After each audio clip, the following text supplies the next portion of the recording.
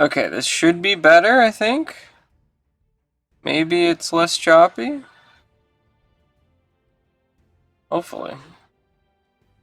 Barely like tuna as is. Oh man. We can zoom in, medium. Hey Chaotic, how you doing? Smoother, you guess? Yeah, I guess. I set it back to the way it was before. When I was doing these the book readings that I do on my other YouTube channel. I've been reading Warhammer Wolf Riders and Ignorant Armies and stuff. I had the quality increased for that. Let's see. Does this need to be more wet? Does my wet palette need to be more wet? I don't know. What's up, guys? This looks interesting. Hey, how you doing? I think my wet palette needs to be more wet. Let me add some water to that. I'll be right back.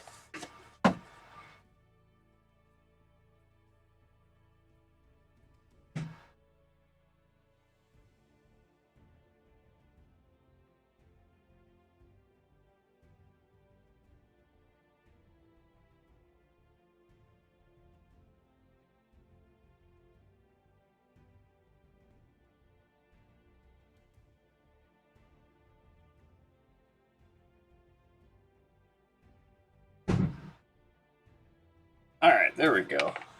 My wet palette is more wet. It was too dry. You can't have a wet palette be too dry. It's too dry. Kind of defeats the point of having a wet palette, right? Yeah, so I haven't painted in over a year. I'm a little bit anxious because it's been a long time. And I've never done a painting stream before, so that's different. But yeah, so I want to paint some dwarves.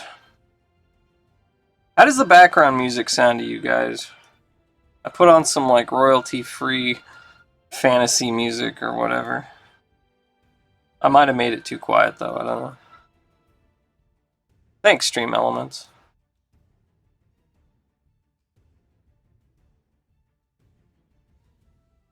Can't really hear it. Alright. Well, I can turn it up for you if you want to hear it better. You only hear it when I speak? Yeah, I have the noise gate on.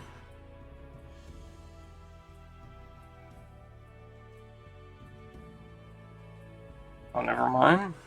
You hear it now? Okay, I just turned the volume up on the desktop audio. What I'm doing right now, this is blue tack. I'm warming it up, stretching it out, making it all pliable and sticky.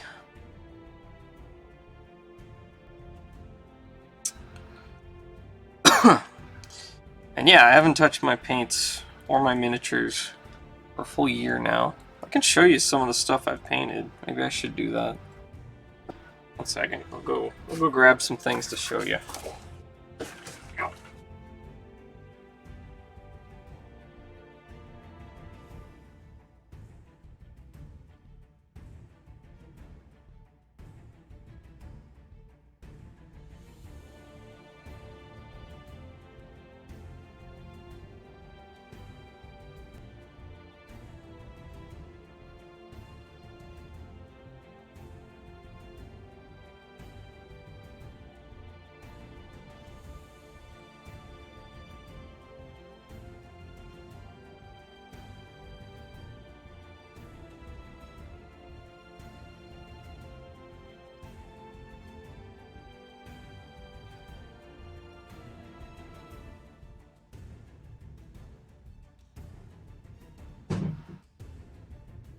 Still gotta work out the optimal focus distance and all that stuff is, but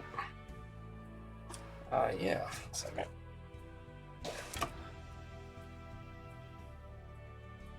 Okay, so here we go. Let's here's some of the stuff that I've done. Let's Zoom in? Zoom in. Not sure how I want to do this. Let's see. Video capture device.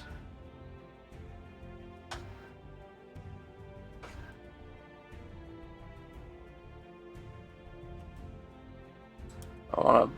Well, I don't know if autofocus will be helpful here. I like Guts. How you doing?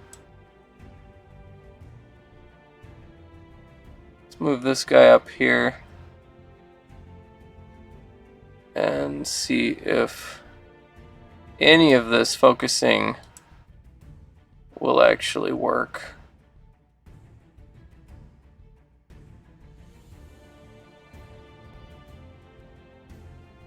I have no idea. I have no idea if this is actually working.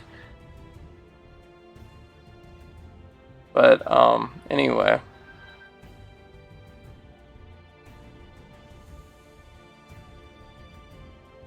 You're here now. Well, hello. I wonder if I can do one that's like... Let's see, I want to duplicate scene. I want to call it zoomed super in. Let's see if I can do this.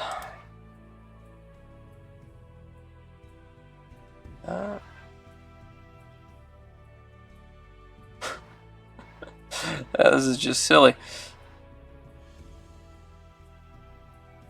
But here we go. Hey, that seems to work okay, I guess, right? Maybe. Let's see, do I want it farther down is better? Closer up is better? I don't know. Anyway, this is a dwarf that I did. He's on stilts.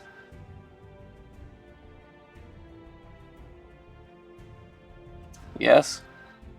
These are smaller than I thought. I can't believe you paint that small. Zoom super in, yeah. But yeah, that's a dwarf I did. Let's see, I got some more here. We got this dwarf. This one only took me like 45 minutes. This was like a speed paint thing that I did. It was a few years ago now though.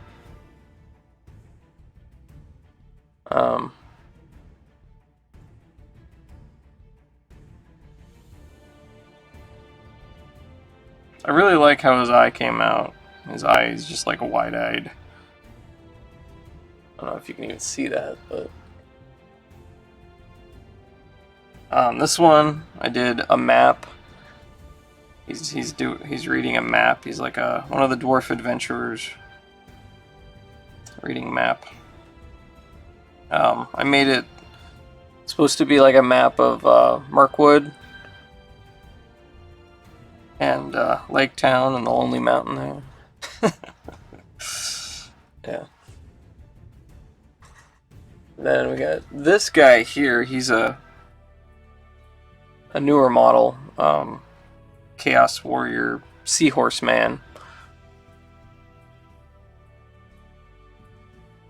He was pretty fun to paint.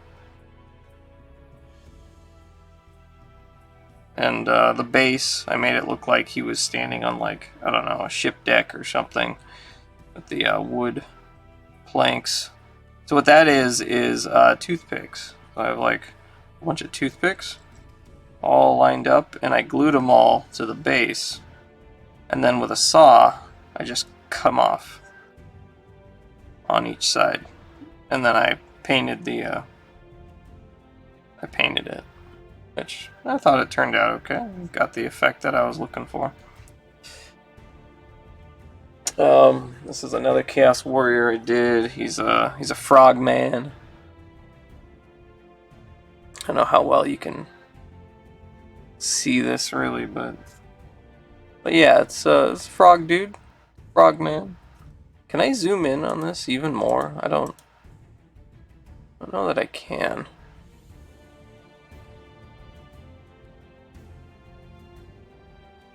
I guess this will have to be good enough. I don't know. But this guy was pretty fun. Just a little frog man. Um, here's some bigger stuff here. We got this guy. He's an Etten. This one's pretty big, and he's all metal. These are all metal figures. But two-headed giant is an Etten, basically. Got like fur cloak, fur, I don't know, shoulder cover, loincloth, some skulls hanging from his belt, big wood club, yeah. And this one I was very happy with how this came out. This one took me like about 18 hours to do, I think. This one is the Bugman beer cart. Old Warhammer Fantasy beer cart with Dwarf drinking beer on the top and pulled by a horse. Well, it's a pony rather, but little horse. And you can see on the back it says Bugman's. Yeah, I've got like 2 or 3 more of these that I haven't painted. I have a ridiculous amount of dwarfs that I need to paint. Not just dwarfs though, but also like space marines and orcs, space orcs, squats, tyranids, all kinds of stuff that I just have not got around to yet. Yeah, I do the bases for them as well, yeah. Yeah, this base, how did I do this? I think I painted the bottom in, it was probably like bronzed flesh or some similar color. And then I put Elmer's glue in patches on there for the dirt, which I just dumped. I got a little bowl of like sand, gravel stuff, and I just put that in there, and it gets all over that. And then I put like another set of patches for the grass, and I put it in the grass, and I got some mossy stuff. So I kind of did a variety of stuff on this base. Because it's a bigger base, I usually don't do anything too fancy for most of the bases. This one I did a little bit extra because it's a bigger one. Like the horse base, this one, I think all I did was I did goblin green for the ground, and then, let's see, goblin green, that's this paint right here. And then I, put glue all over it, and then put it in like the mossy stuff, and then I did like a dry brush over top of it, painting it a little bit to give it a little bit more variety of color, I guess. Most of the bases I do are really simple, though. I just do like this guy. It's just goblin green base with some of the furry stuff. What do you call that? Flocking? Flocking. Yeah, that's the word. Flocking. Gosh, it's been a year since I've done this. A full freaking year. I just did not paint for the entire year. Anyway.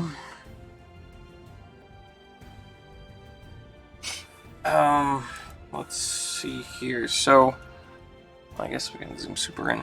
So, my ideas for today. I have this dwarf wizard, magic dwarf dude. He seemed pretty fun. I have to glue him to this base here. None of these are really primed how I would like them. Most of these were primed probably like 40 years ago from the previous owner. And I don't know, sometimes I just don't bother stripping them and I just paint them as they are because it's good enough, I guess. This one I think I primed over his priming because his priming was not good enough.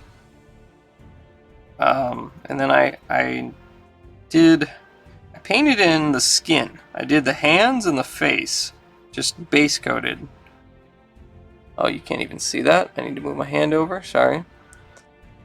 So, like, I could continue this guy. I also have this guy that I really like. I've wanted to paint him for quite a while. I just haven't really got around to it. You want to try painting something like this? You should, like Guts. It'd be cool. This is, he's one of the, part of the Dwarf Sappers, which are miners, basically, who dig underground and they sap enemy defenses and stuff. But he's got a metal helmet, he's got a candle on his head, so he's like wearing a candle, because they go through the mines and stuff, and a lot of these ones they're just wearing candles on their heads. But he's got 3 mugs and a teapot. So he's bringing tea to his fellow miners as they dig. Wondering where all of the old world hype was after pre-order today. Oh yeah? You see square bases, you click. I'm a simple man. Hey, well, welcome in. Welcome in. Yeah, I haven't... Gosh, it's been a year since I've done any painting. I hope I haven't forgotten everything, but I was just showing some of the models that I had painted previously, like this guy. This was an Etten. This was done by, I think, Diego Cerate, who what was his Pantheon of Chaos? If you're at all familiar with Nightmare Miniatures, they do a lot of models in the Oldhammer style, and they even have some of the old sculptors working on some of them, like Kev Adams, the Goblin guy, did all of the goblins for the Pantheon of Chaos Nightmare Miniature stuff. Hey, thank you for the follow. I appreciate it.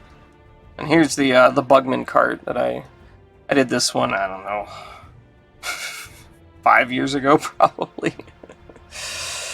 but yeah. I'm a big fan of the Oldhammer, the old school Warhammer. I have right here the hey, that's where my Spider-Man 96 went. I was looking for that. There you go. Realm of Chaos, Slaves to Darkness. The greatest game book ever made, in my opinion.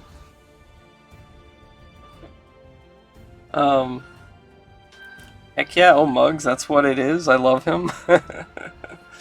Extreme idea. Painting with light guts. I wish I could afford to get into Warhammer. Well, if you do it like I do, I just really am into the Oldhammer stuff, and I don't play the game much. Like, I played a little bit, but mostly I just look at like the old range of miniatures, like whatever cool old metal stuff they had. They had so much like character and just great ideas put into them and talent.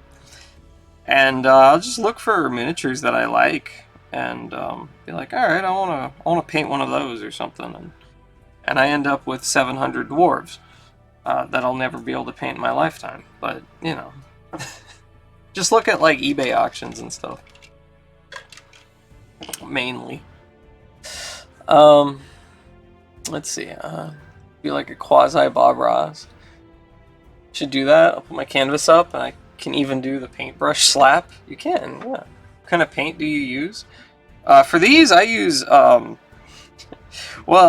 I use acrylic, but specifically, I use 40-year-old acrylic. Because this is Archaeopainting that I like to do, which is a big fancy word that just means I use whatever paints were available at the time the models came out, really. So all of these paints here are all the original Citadel paints from the 80s, late 80s, early 90s probably, maybe mid to late 80s. Hopefully these ones are still good, because I haven't touched these in a year, but I've been using these for, I don't know, past 10-15 years, mainly. It's kind of hard to get these nowadays, but, I mean, most people aren't going to do this, so that's fine, that's fine. I'm just weird. Hey, Dojimbo. Thank you for the raid. Yeah, appreciate it. And yeah, I also got a set of the old inks from the Expert paint set. I have all the boxes for these elsewhere, but these inks, the best inks I've ever used. I love these inks. They get exactly the effect that I'm going for, which is very much like an old style effect. Some of the browns, I will use the Coat d'Arms paints, which these ones are not 40 years old, but this is the same company that made this, because the Citadel paints were made by Coat d'Arms back in the 80s. So for a couple colors that I just cannot get, I will use Coat d'Arms, some of their newer stuff, but for the most part, if at all possible, I will use the original 1980s paints. Because I am crazy. Let's see, where's my brush? Where's my number 1? I mostly use the number 1. How is it? Still good? Still good? Crispy. I gotta soften you up. There we go. Ah, there we go. Now you're nice. Alright, cool. Let's tear off a piece of towel. How'd Metal Gear Solid 2 go to Jimbo?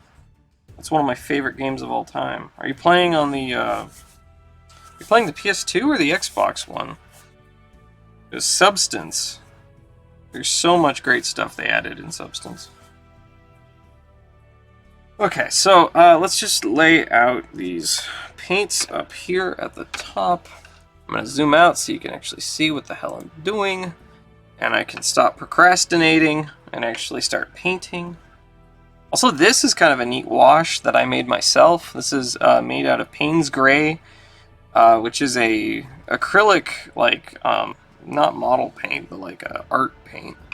But I just like super thinned it down with like thinner. And it's kind of a cool effect with that. That's what I used for this guy right here.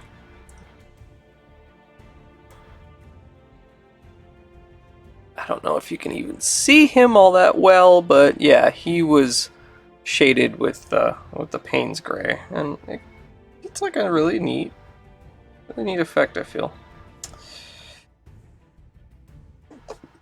But yeah, usually I'll just use one of the inks for shading, doing my washes. Okay, so let me move some of the stuff here. We got this here, we got this here. I need to get started actually painting. We've been streaming for 20 minutes and I haven't done anything yet. Okay. Did you fight the sexy railgun mama? Oh gosh. Fortune? Saw green goo. Are you gonna eat it? No. No, there will be no eating of green goo on this channel. C4 Patrol.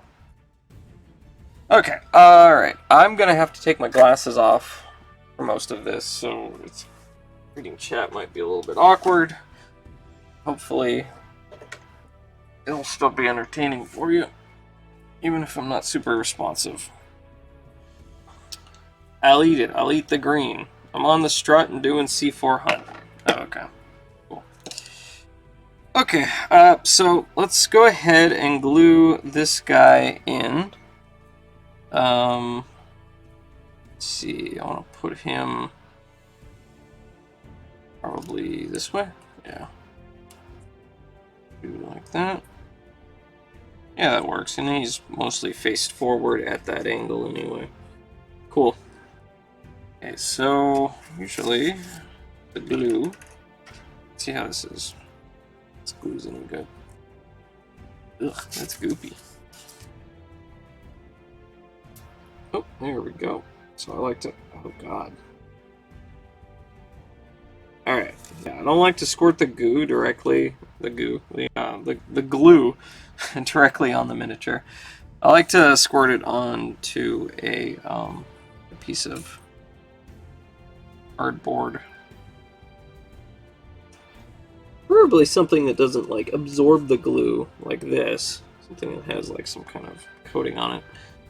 But whatever, that's fine. This is sort of just an impromptu thing, so with a toothpick, I just put the glue on here.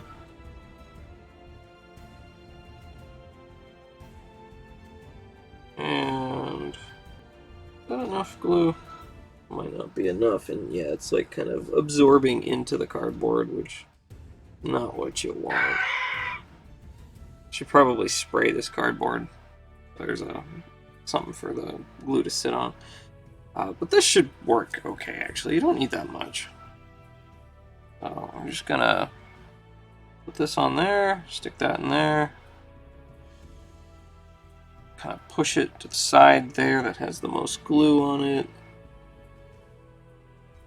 And I'll just let them sit. And that should be good. I'd like to paint him, but I need to wait for... I should have done that at the start. Oh well. Also, here I have the Hero Quest Dwarf. Because I've painted, I think, 4 out of 5 heroes? Yeah, I think I painted 4 out of the 5 heroes. I have not painted the Dwarf. I usually, when I play Hero Quest, I usually just use the I don't know, one of my dwarves that I've painted in place of that dwarf. But it's fine. Let's see. What do I want to paint this guy? He's got chainmail. He's got like some sort of a plate armor. He's got a belt. He's got a lot going on here.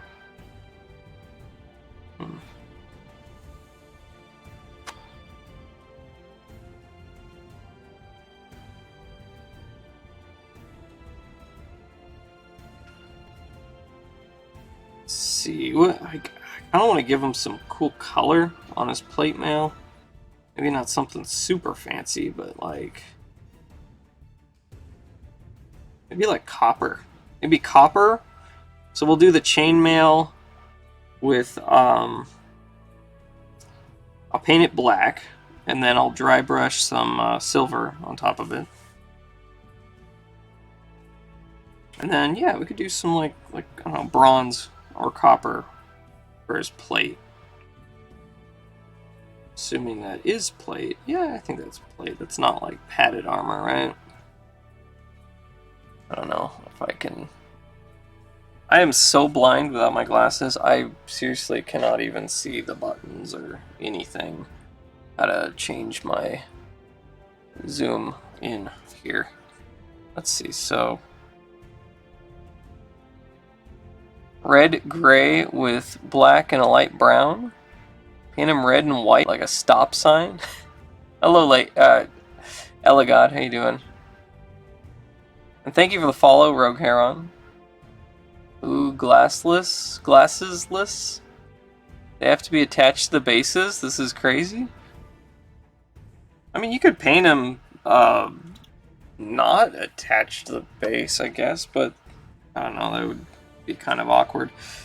Okay, so I got the blue tack on here so I don't actually have to handle the miniature while I'm painting it. So I can just do this.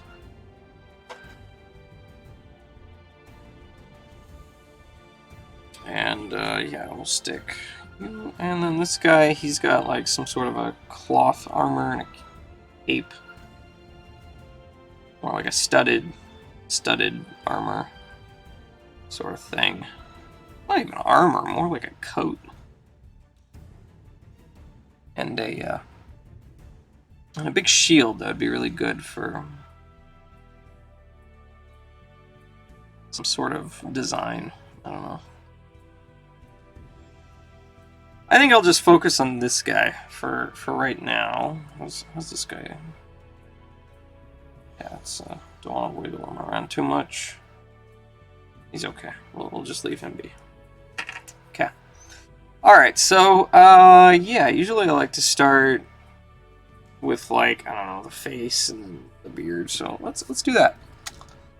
Alright, let's see what we want to do. Let's start out with some, second, let me rip this.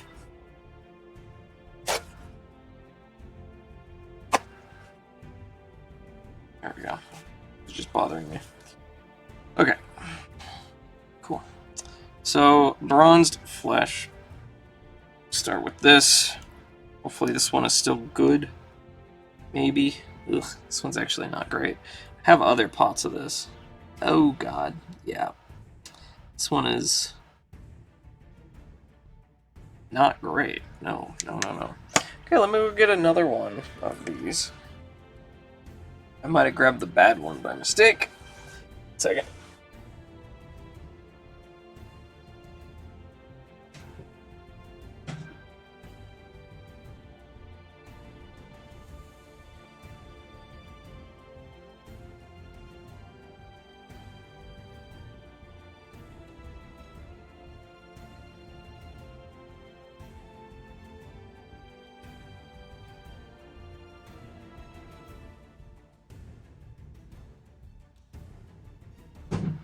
Alright, these ones should be good.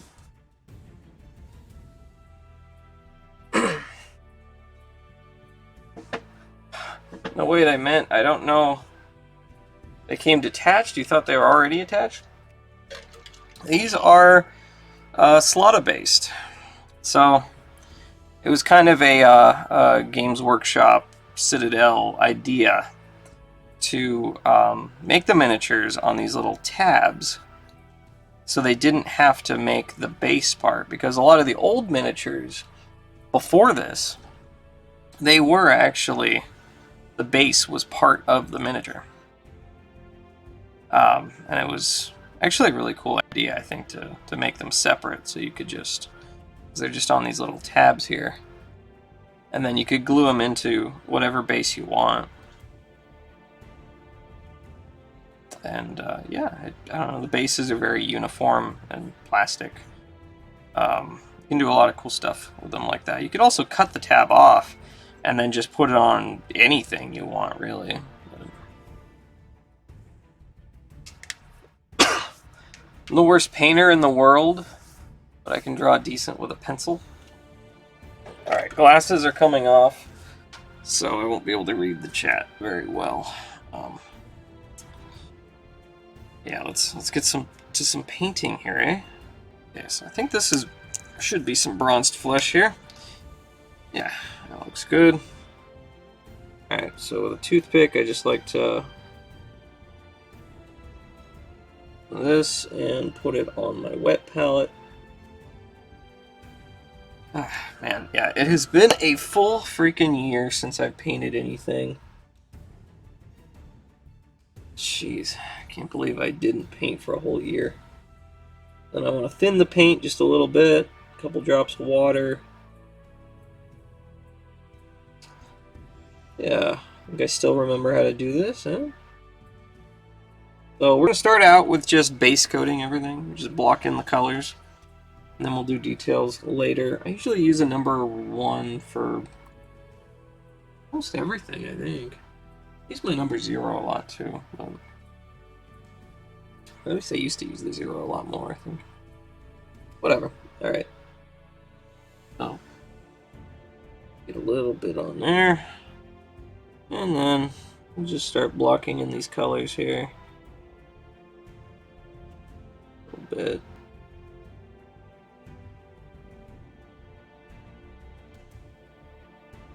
It's not too watered down, I don't know. Gotta get back into this. Back into the flow of the paint. In such a long time. Yeah, I think this is okay.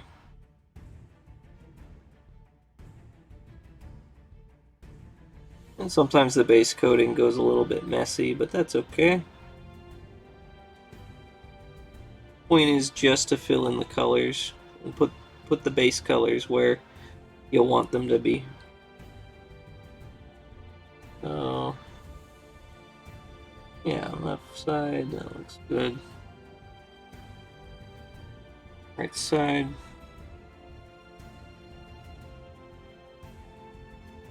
And these are also not primed as well as I would like them to be primed, but this was an impromptu stream, so I didn't want to have to set up my airbrush and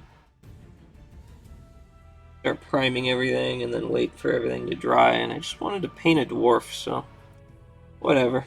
These were primed probably about 40 years ago from the previous owner, whose name was Greg Sutula.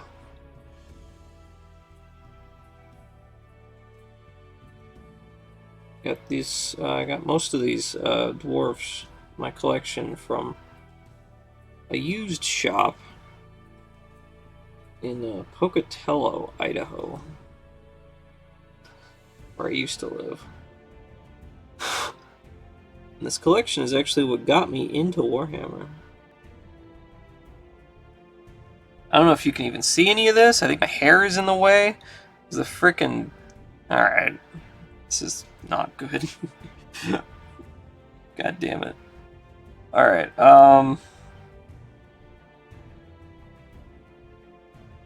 maybe I should try lowering? Whoa. Is that too much lowered? I don't know. Okay, let me try to fix the camera a little bit. I just pushed it down some more. Let's do some stuff here. Let's see, we got this guy. Camera has been... Do you guys prefer it zoomed out or like medium? Or like zoomed in here? Maybe here? I don't know. Hello, Audi Oop.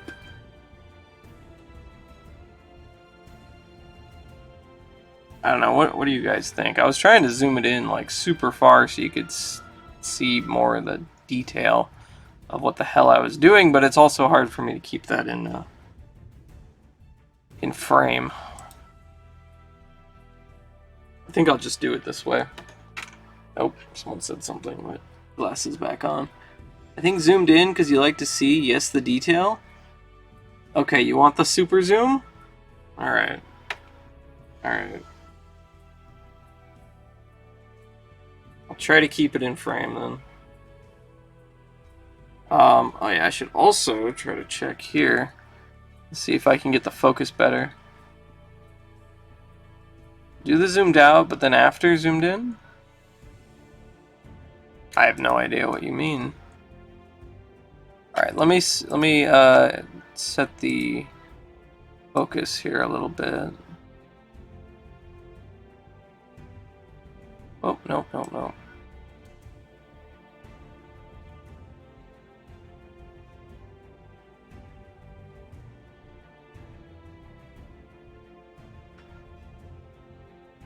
Alright, so that should be good focused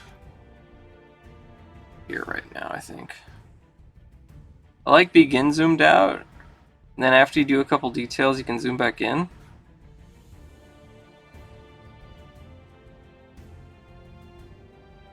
Alright, we'll see how this goes. I'll try it out. Okay, I keep wanting to, like, pull the mini back more, so I'm gonna do this.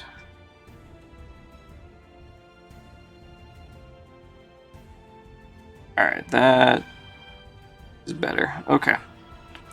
Alright. So, let's do...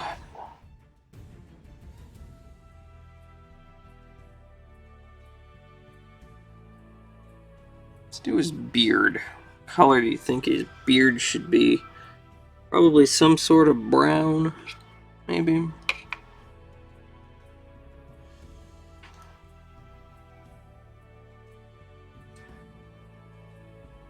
I think he's a younger dwarf, perhaps.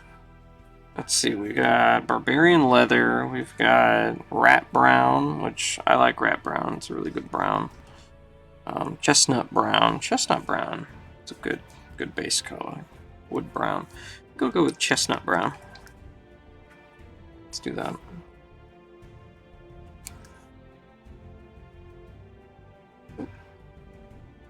Oh, finger in the paint.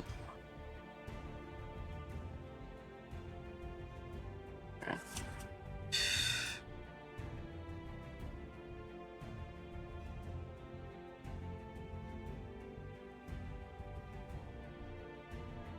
Yeah, that seems pretty good. Like that. Get a little bit there.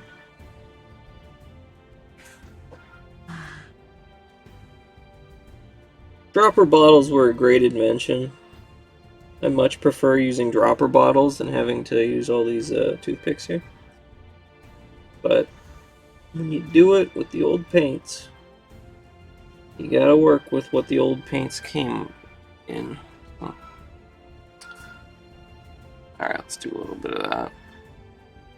A little bit of brown on the brush.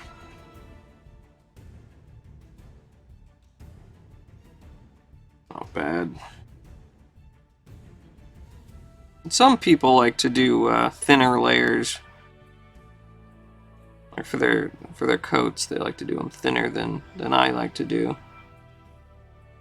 I do them semi-thin, but I don't like to waste a lot of time painting. I'm not looking to do, you know, Golden Demon level stuff.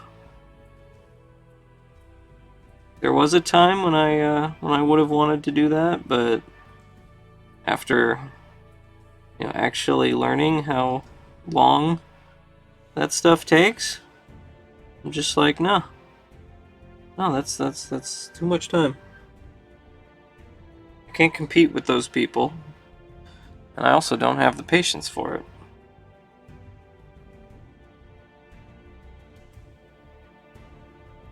I did some skinks once for well, Blood Bowl set, Lizardmen, and the fins on the top of them. I spent 8 hours on their fins, blending, doing like color blending stuff. I didn't even finish the models. Because after 8 hours of just doing their fins, I was just like, this is stupid. This is ridiculous. This is too much. Oh yeah. No. I like to take inspiration from what was painted back in the 80s, especially in like the Warhammer books of like 3rd edition fantasy, 1st edition 40k. Stuff they showed in like White Dwarf around the late 80s and really early 90s. Yeah, we're just gonna get all that brown. That's fine. Because I think they look good. They have a certain style to them that you don't really see anymore.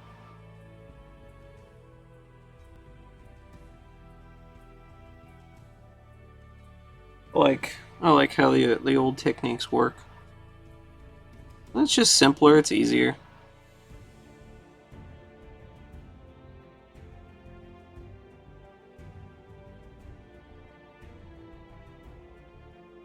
Now I also make things harder for myself because I restrict myself oftentimes just to using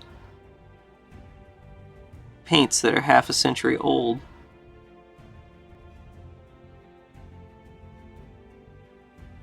I don't do that for everything. For the old dwarves and a lot of the Oldhammer miniatures, I will do that. I will restrict myself to only using the really old paints. But if I'm painting like BattleTech miniatures or newer models like the Etten and the Chaos Pantheon of Chaos guys, which are in the style of a lot of the Oldhammer stuff, but they are new models, and you know, I'll just paint with whatever. Get a bunch of army painter stuff. I have new paints. I've got lots of new Citadel and Army Painter, and I've got some Pioneer Press and some Vallejo, stuff like that.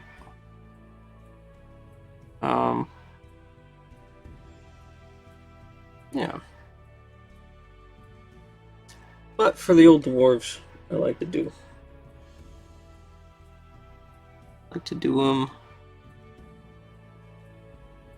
very traditional, like. Alright, so I guess that beard is mostly good. Probably some details and stuff, especially on the bottom, that I haven't gotten to, but I guess right there. I'll try to get in there.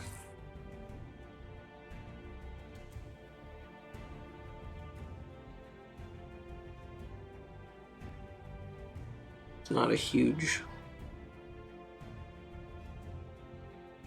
deal.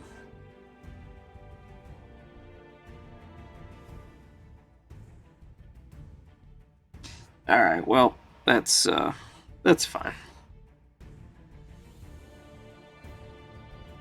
Okay, I'll put my glasses on before I go to the next thing. Let's see. Just alternate. Rat Brown, awesome. How long have you been painting this for? What character are you painting? I started painting Warhammer miniatures in 2008. So, however long that's been. I don't know, like 15 years almost. This guy is a dwarf sapper. He's part of the sapper groups, which the sappers are the dwarf miners who they mine underneath enemy defenses and sap their defenses, whatever. This one though I really like because he's got a candle on his head. He's got a little platter there with some mugs on it, and he's holding a teapot. So he's bringing tea to the other miners. It's kind of cool. All right, so I wanted to do like a copper. Yeah, let's do the copper for his armor next. We'll do the base, the copper, and I have here one of these. Dwarf bronze. There we go. We've got dwarf bronze. I also have beaten copper, I think, somewhere. I don't know if I brought it in here, but. And then I've got a few other glistening green, amethyst purple, bolt gun metal. We got shining silver. Did I not bring my gold? Oh, my gold's in the other room, I guess. Shining gold, right? Mithril silver, and yeah, shining gold is the other one, which is in the other room. Okay, I did not bring that. Okay, that's okay. Because we're going to use bronze. Dwarf bronze. Should be good. And yeah, still, the dwarf bronze is still great. These paints are over 40 years old, probably. Well, maybe not over. Nearly 40 years old. Most of these paints are probably from around like 1987. 87, 88, 89. Kind of in that range. And they are still good. You buy Citadel paints nowadays, particularly in the pots that they sell them in. And be lucky if they last you a year.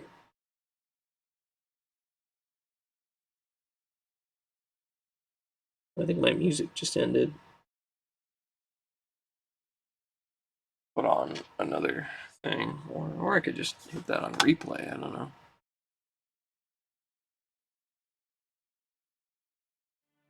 Yeah, we'll just do that. There we go. Nice, I like it. They're pretty cool. Let's see this guy. Should probably put. I think I put not enough. So let's go ahead and just. I was being way too conservative on the super glue here. Oh, God. Squirting. Squirt, squirt, squirt. Squirt, squirt, squirt. Squirt, squirt, squirt.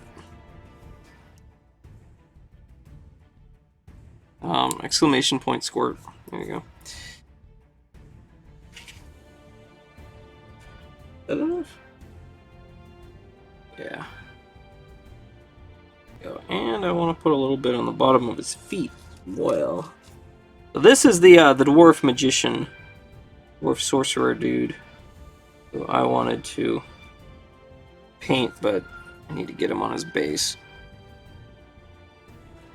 And yeah, here we go.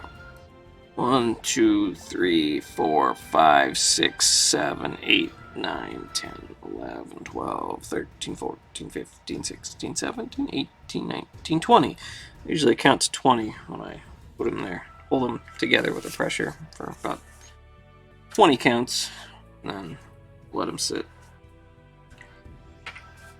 Okay, back to the bronze. Here we go.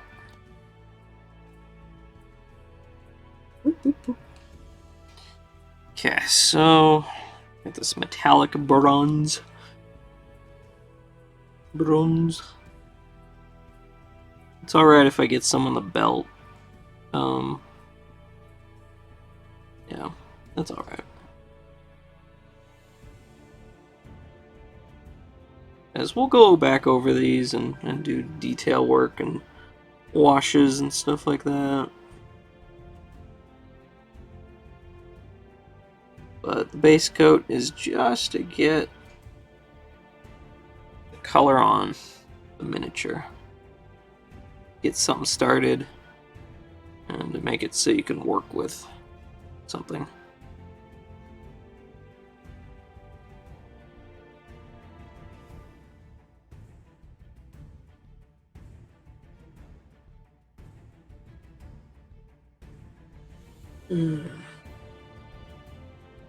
Yeah, about 15 years, I guess. I've been doing this.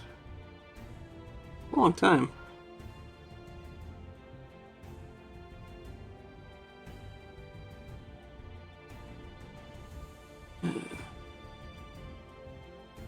I still feel like I know nothing.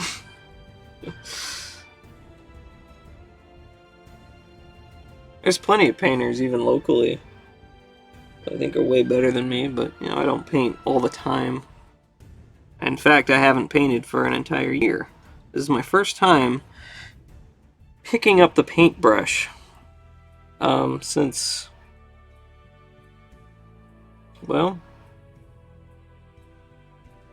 I think maybe November, December 2022. So I don't know why I didn't paint for the entirety of 2023. Wasn't really like particularly a conscious decision. I guess I was just been so focused on streaming, and you know, on Sundays I was doing the comic streams, which I thought about doing today, but I don't know. Just I wanted to do something a little different. And I've been thinking about doing this sort of stream for a long time, but wasn't really sure how to do it. So this is the same spot that I do my my book readings and my comic streams. I do, if anyone's interested, you can do !YouTube 2. And I have my my secondary YouTube channel where I post readings. I do like audiobooks of the earliest Warhammer novels. Starting with, I have the full entirety of Ignorant Armies on there from 1989. And I've just started working on going through and reading Wolf Riders, which those are both anthology stories.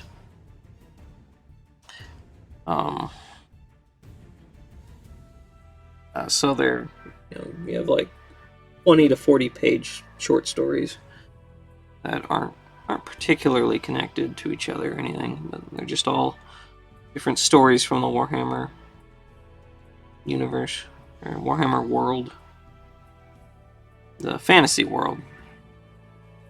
I didn't come out with 40k novels actually for quite a while. For the entirety of the 90s, pretty much, there was like only 3 or 4 Warhammer 40k novels. It wasn't until the 2000s that they started pumping out the 40k novels. Hopefully you guys can see this. I don't know how well this is coming up on the camera, but yeah. Oh, I need to do his hair in the back, which I got a few stray. What's up with that? Come on.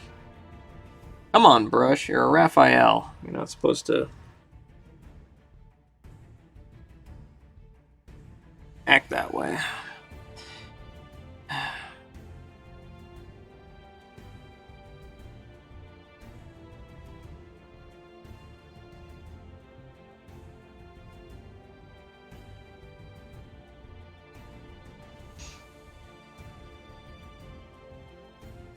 Yeah.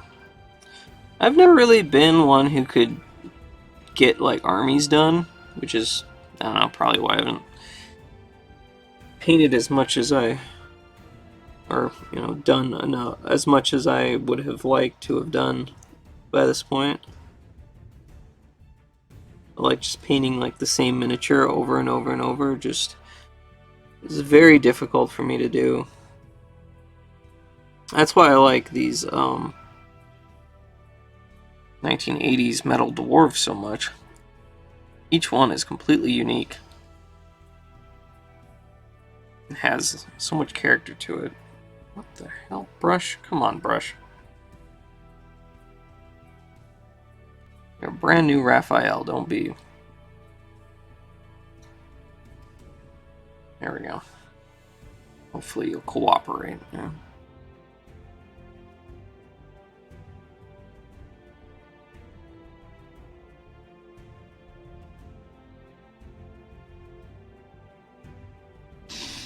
Yeah. Alright, so we got most all the bronze done there. Should be good. I gotta go back to the brown and do the rest of his hair because I completely forgot that he had hair, long hair on the back.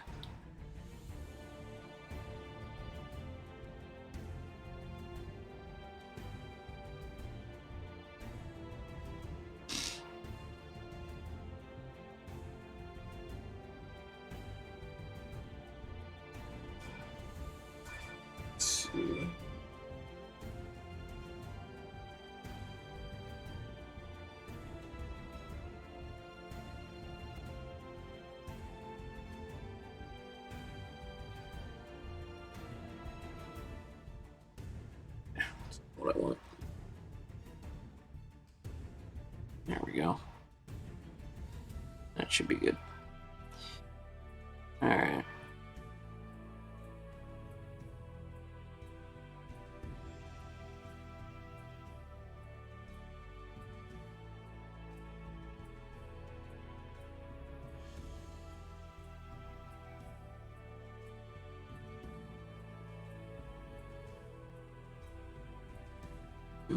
It was difficult getting into these little spaces here. Let's see, and the platter. What kind of platter do you think that is? What kind of metal? Or do you think it's a wood platter? A wood. It's probably metal. They're dwarves. They make everything out of metal, pretty much. Although, in the old Warhammer, the old dwarf lore wasn't quite so restrictive. In the more modern Warhammer lore, they actually went so far as to saying that dwarves never use wood, and they only use wood, stone and metal, which I think is a little excessive. I thought that was kind of dumb. particularly since some of my favorite models are the Dwarf Spearmen. And they are literally dwarves with very long, pointy sticks.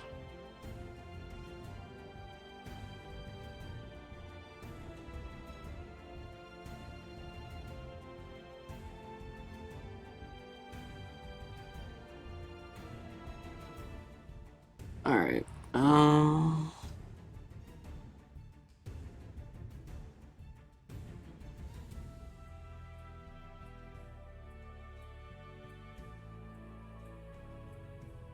yeah.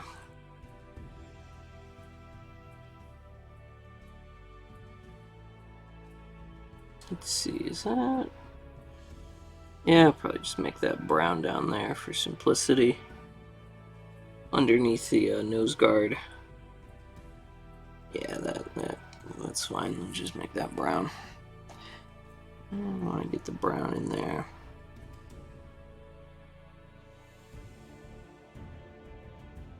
Okay, well, it's coming along a little bit, I think. Nothing too crazy, just...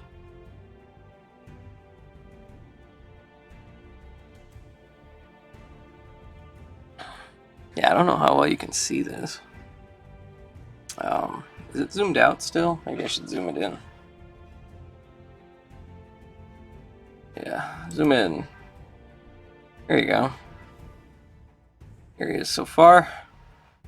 With his beard, hair, face, a little bit of bronze blocked in, just base coating there. I'm thinking next I'm gonna work on I guess I should probably do the belt and then go on to the chainmail.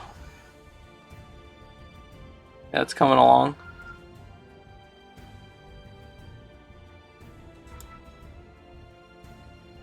Hey, indie dev guy, I gotta get up close to my TV to really see that guy, but that's looking good. Okay. Basically silver anyway. Okay, hold on. What? Oh, there's chat I need to catch up on. Okay, hello indie dev guy, let's see. Used to do Warhammer back around 2006. Oh, okay, that's cool. Like fantasy or 40k? It's hard to find people to play with. And then the hobby shop that hosted it closed. Yeah, hobby shops have been having a rough time the past 10 years. Tried painting some 3D prints, but you really sucked at it? Well, some basic techniques you can learn. So,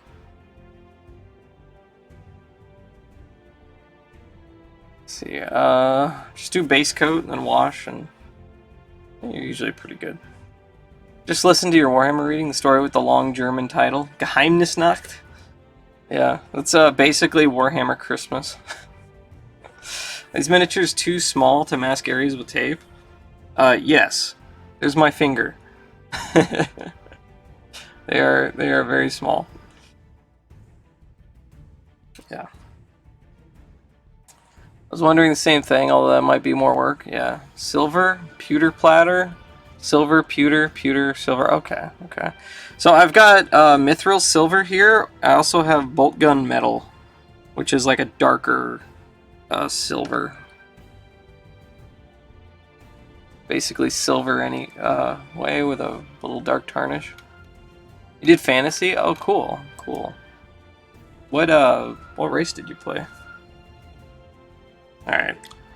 I'll be back 1 minute, or maybe more than a minute. I'm gonna get some water and gonna eat a little bit of food, I guess. But I'll be right back.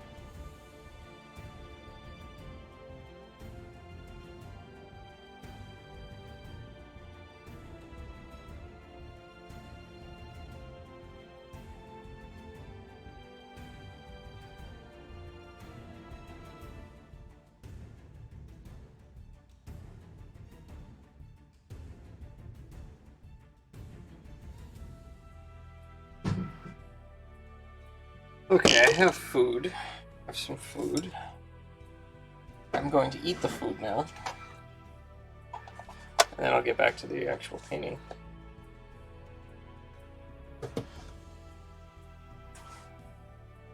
The darker silver? Okay, yeah, I'll use the bolt gun metal then.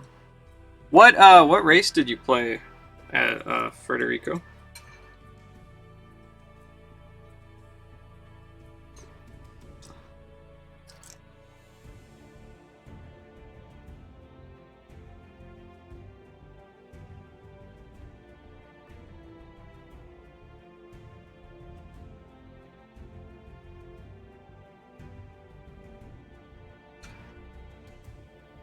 Yep, food, eat. All I ate today was a peanut butter and jelly sandwich.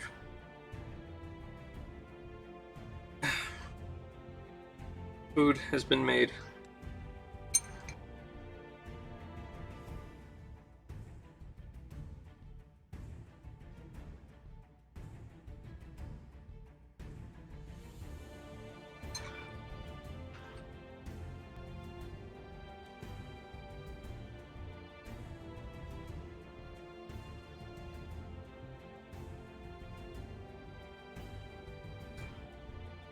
You had burritos for lunch and dinner?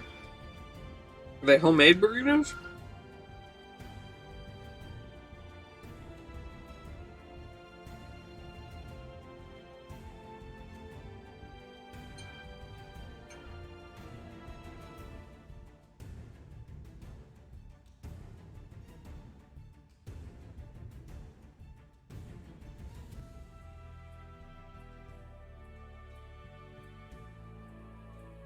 Bean burritos? Oh yeah, you told me on my stream this morning.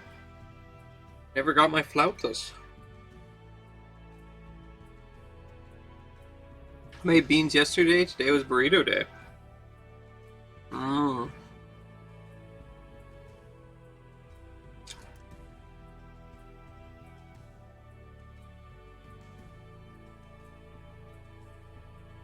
Supposed to get Mexican food today and didn't? Did you ever get your slushy? Or Slurpee? SpaghettiOs are pretty tasty though.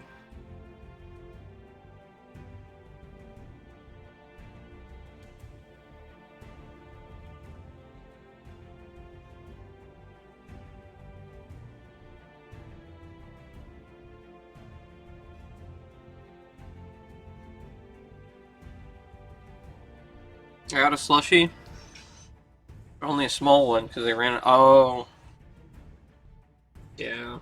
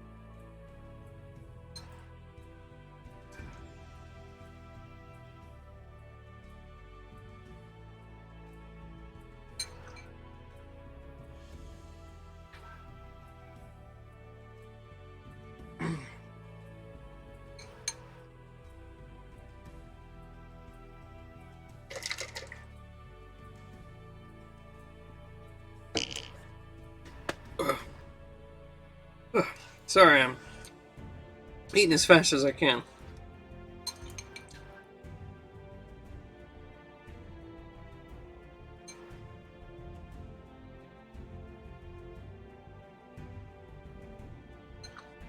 Tomorrow, you gonna do shrimp on skewers? Sounds pretty good. Don't eat fast, you'll get hiccups. There's painting to be done.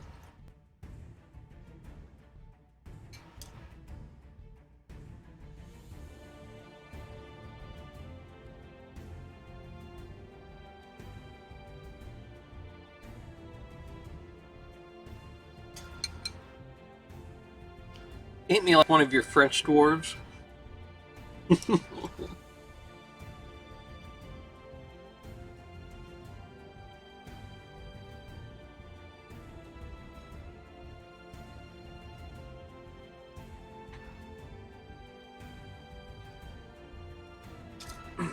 How you doing, Williamsburg Chubb?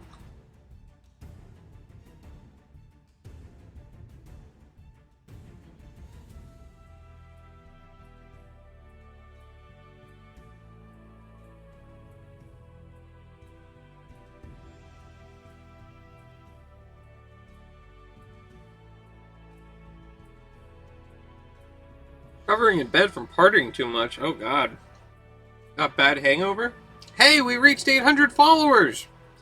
I just realized. Oh my god.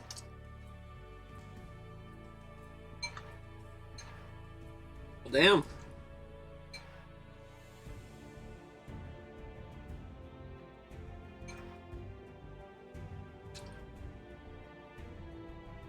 Do something special? I am doing something special. I'm doing a Warhammer painting stream. Oh, 800? Do a barrel roll.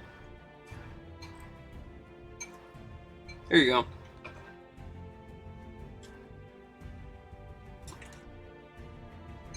There's your barrel roll.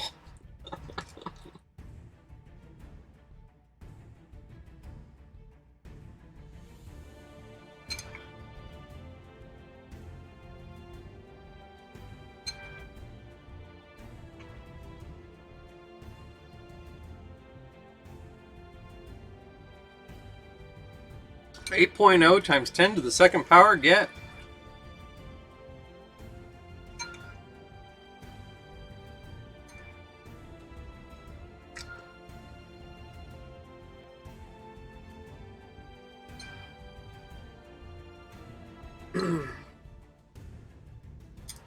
Yatta.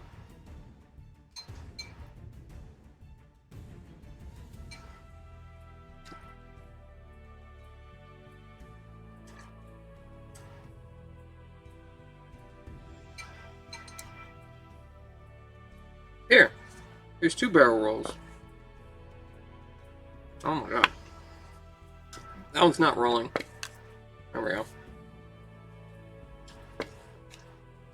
'Can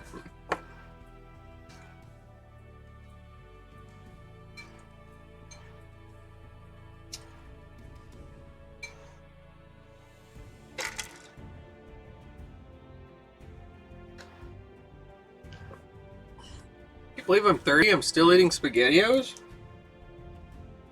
What's wrong with SpaghettiOs? I love SpaghettiOs. Although lately, I've taken more of a liking to the Chef Boyardee spaghetti and meatballs. I like those a lot.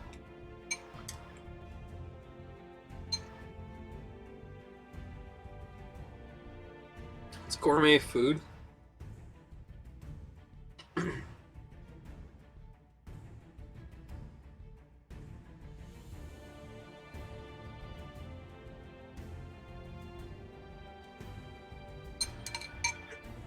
Alright.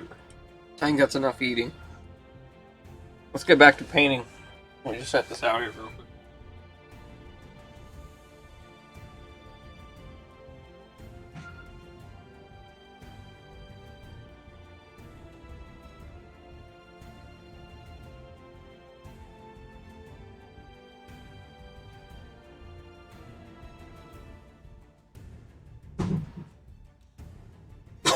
Okay.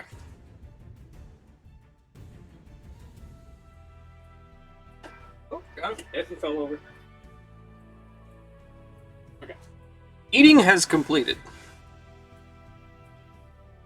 Painting shall recommence. 5, 4, 3, 2, 1.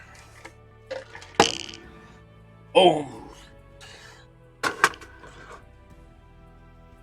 I'm 28 and still eating them. SpaghettiOs still kick ass. At least it's made by a chef, yeah. Mom would always buy the SpaghettiOs for my sister, but secretly I wanted them.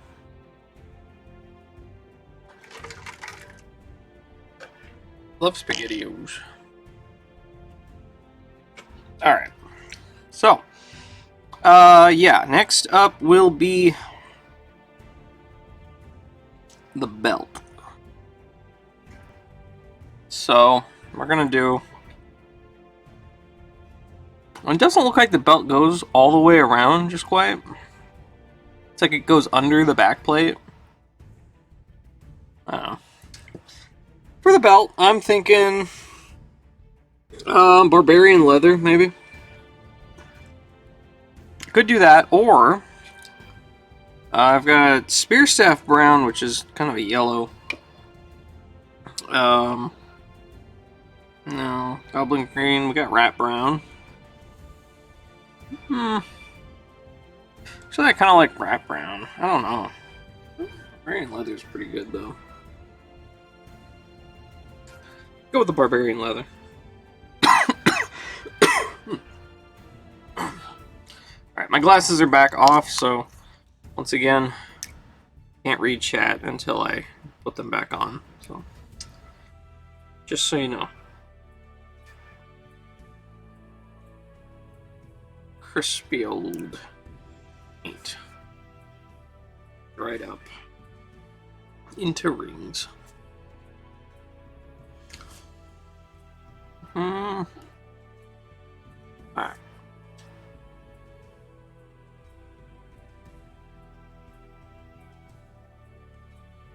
Okay, I don't need that much, I guess. Although I may use it on the boots. I don't know. Maybe I'll use it on the boots. Maybe I'll use like a darker brown for the boots. I usually like to use a dark brown for the boots. Whatever. Here we go. Right there. Let's just get a little bit right in here. That is too much paint on my brush. Yeah. And you can use a smaller brush for these little small areas as well. But I typically try to get used to just using one brush size because it's less you have to clean, and it just makes painting faster in general when you only use one brush. And if you have a good enough brush, like a good quality brush, like these Raphaels, they'll come to a fine tip anyway.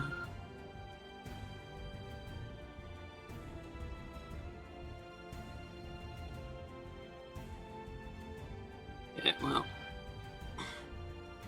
the buckle's gonna be sloppy, but that's fine. I'm gonna paint the buckle. The buckle's gonna be black.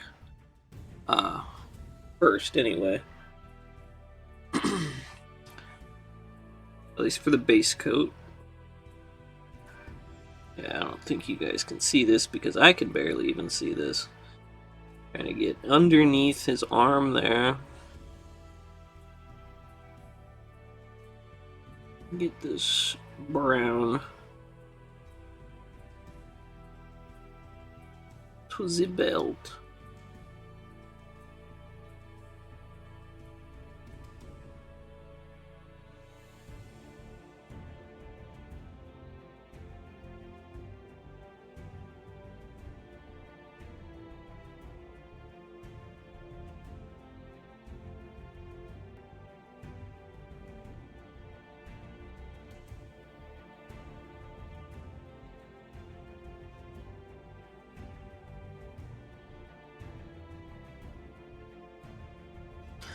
Yeah, I guess that's alright for now. Well, no.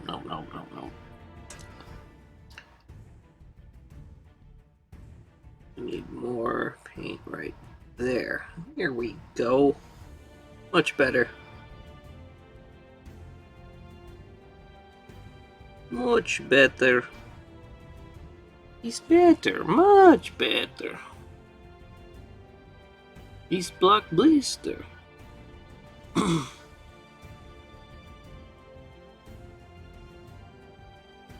Alright, well, that works there. Okay.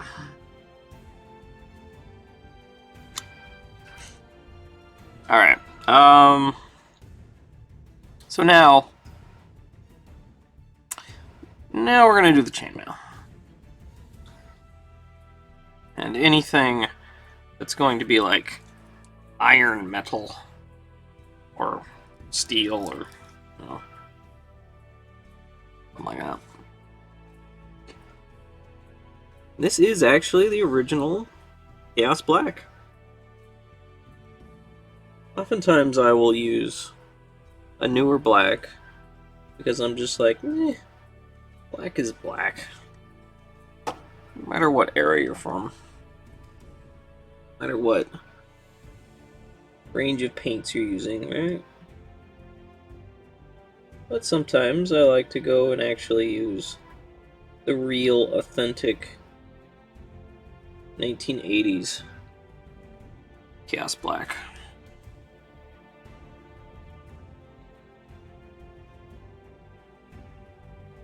Alright, so we're gonna need...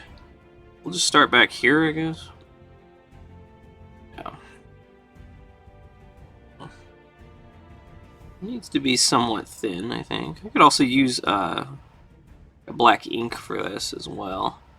But it just has to be fairly thin.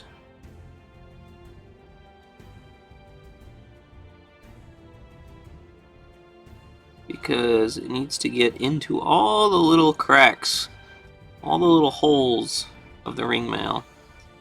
And you have to be a little bit careful when you're painting with black.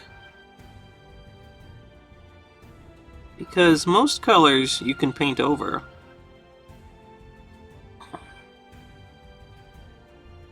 Some paints are much more transparent than others. Black paint requires many coats to cover up. So, yeah, I think we want this to be wetter than it is. There we go. This will take a few coats, I'm sure.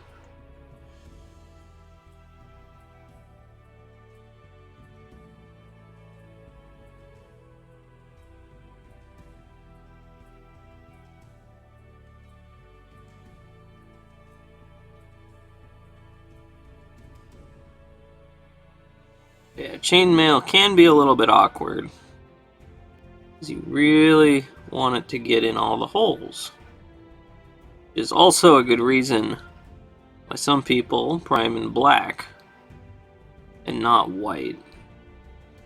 Nowadays, I think I prime more in kind of a middle gray.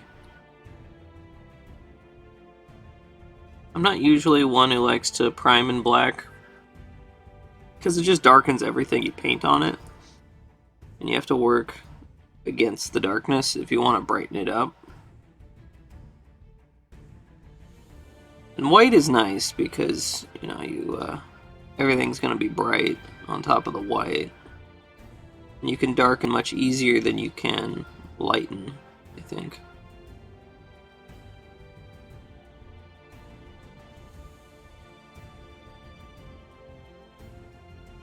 But situations like this, where you got to get paint into every little hole of these chainmail, it can be a little awkward. Because part of the problem is you're just dealing with like the surface tension of the liquid here. So sometimes it can be very, very difficult. It has to be super thin to get in there.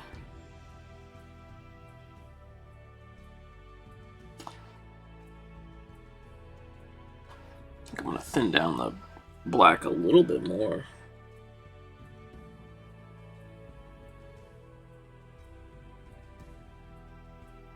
And again, sorry, I'm not reading the chat. I cannot read it. I have no glasses on. I'll read when I get to the next color.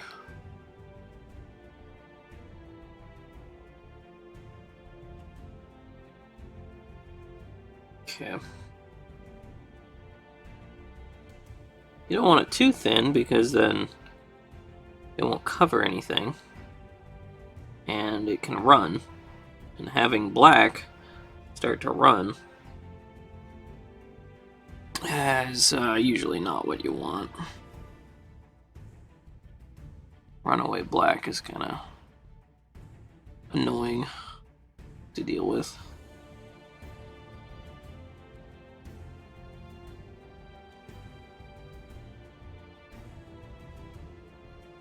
But yeah, it's a good way, good technique for chainmail. And most like iron metal type things is to first paint it black. And then, yeah, I probably should have put brown underneath the copper actually, or the bronze. Now that I'm thinking about that, but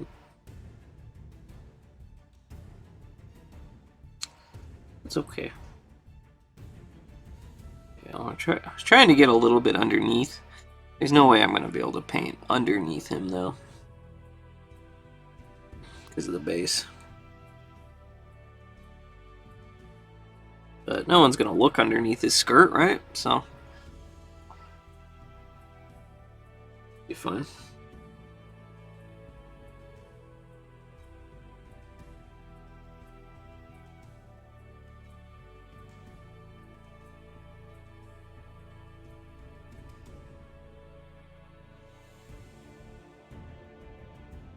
And this might be a spot where using a smaller brush could be beneficial. Maybe.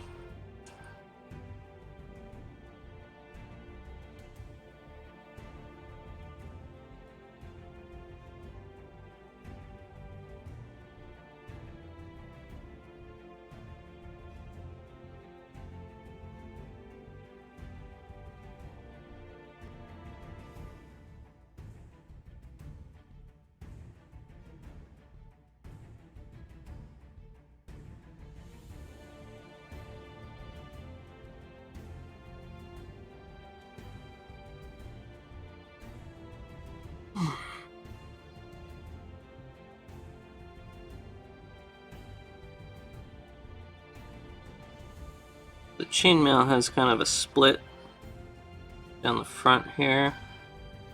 I'm thinking I want to put some brown down that split there.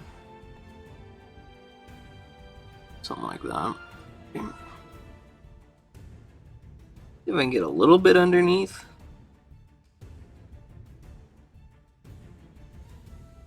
Just a little bit. You don't look at him and have all this white showing underneath him. Another reason why priming in something other than white might be helpful. White, you really can't take shortcuts very easily. Prime in black, you make shortcuts. I wouldn't even have to paint all this stuff black here. It would already be in black. I could just do the dry brushing of the silver over top, like I'm gonna do, but without this entire step of, oh god.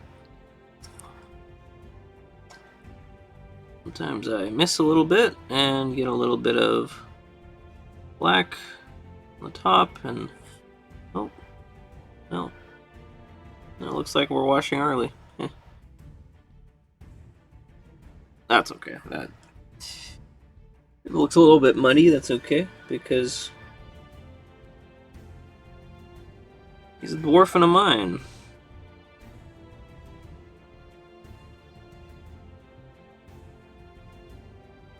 Some figures, like orcs, oftentimes dwarves, goblins, a lot of like these sort of races that are down in the dirty areas or in caves or whatever. You can kind of get away with a lot of mistakes, because you're like, oh yeah, whatever. They're messy. They're supposed to be messy, not supposed to be perfect. They're like orcs and stuff, particularly, supposed to be very messy looking. You can make mistakes like that. It's like, yeah, it fits the character or whatever. When you paint something like, say, Emperor's Children, Space Marines, like Horus Heresy era or something, where they, the lore of them is that they are immaculate and perfect and strive to be absolutely perfect in everything. It makes it a little bit harder to paint sometimes, because you're just like, well, I made a mistake. I muddled him up a little bit there. And, well, I mean, they're gonna get messy in a battle, but a well-painted Emperor's Children is,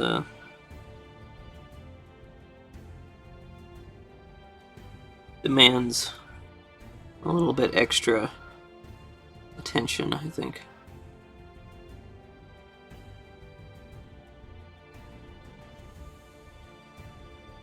Okay, I'll probably do a little bit of an ink wash over the metal before I actually go ahead and dry brush on it. I mean, we aren't gonna do highlights for till nearly the end anyway, so it's fine.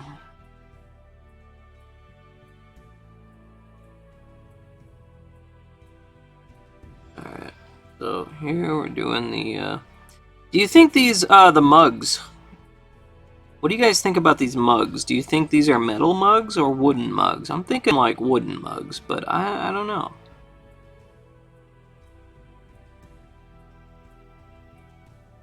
I could see him go either way.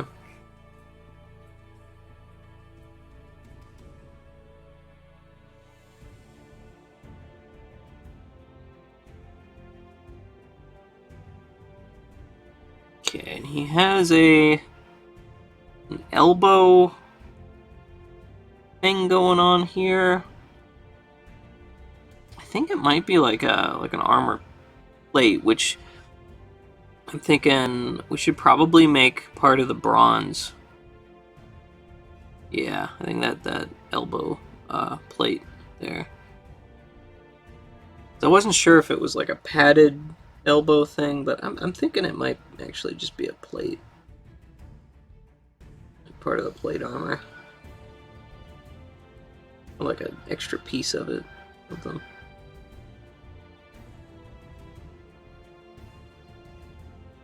Alright. I'll read the chat once I'm done with the chainmail here. That is too much paint, I think.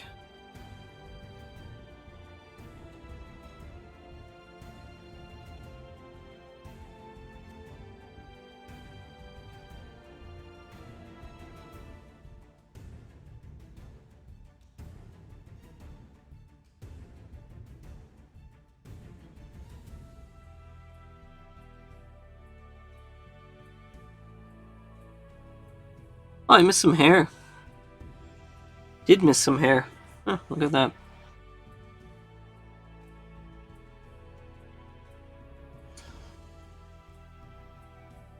Well, that's alright. You can always go back and attend to things that we missed.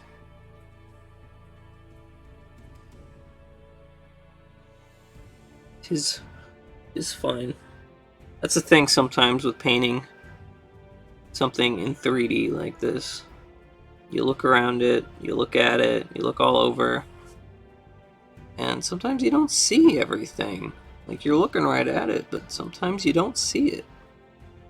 The details can miss you, or if you're like really paying attention to it from a particular angle, and then you rotate it or turn it around or turn it upside down or something, and you're just like, wow, okay, there's this whole massive section that I just did not paint.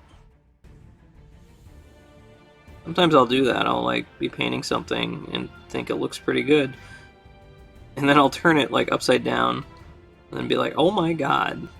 Just from this angle. What a mess.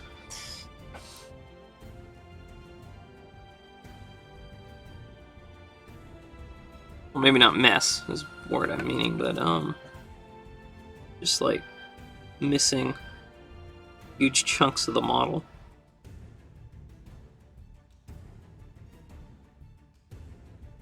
Okay. The helmet?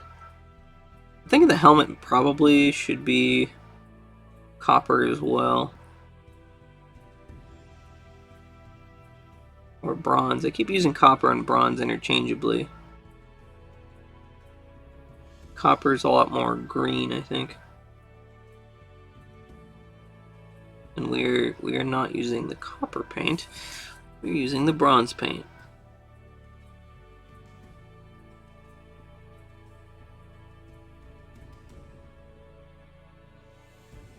Nope. Yeah, and the chainmail here is just going to have a lot of white holes in it. It's kind of unavoidable right here. And that's kind of why I want to do an ink wash over the top of it before we get to the highlighting. Because the ink is a lot thinner and you should be able to go into the cracks a lot easier. But, okay, well, let me put my glasses on. I can catch up with anything you guys said. And we can zoom in here. I can show you what is going on with this guy. So, here you go. That middle section at the front, I'm going to put a little bit of like brown down there, I think. But yeah, he's coming along. And yeah, you can see all the white spots in the chainmail, in the little rings and stuff, which hopefully the ink should fill that in. Yeah, I wish I was original from the 1980s. I can share it now. 40 stream streak, holy crap. The glasses came off. Gosh, now this is painting on a tiny scale. It is. How you doing, Lionheart? Yeah, they're very small. I mean, there's my finger. They're very small. I tried to be good at doing nails. Let's see. Let's go back to this one, I guess. Also, what do you guys think on the mugs? Wood? I'm thinking wood. I think the wood would contrast well with the color also. Are these little Gashapon? No, these are Warhammer.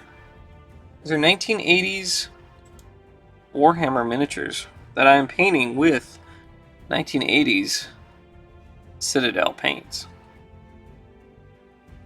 So I'm painting the old miniatures with the paints that they originally sold back in from like 1985 to 1992, probably, that range, when they made these paints.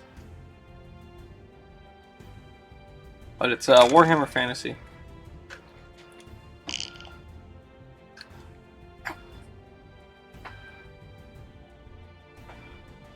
Okay, I gotta get to the brown because I missed part of his hair. Oh, it's not. Got all these little toothpicks, these little different stir sticks.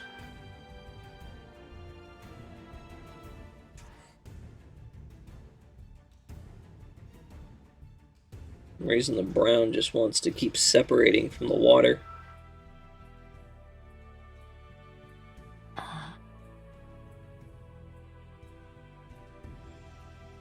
Alright, yeah, right here.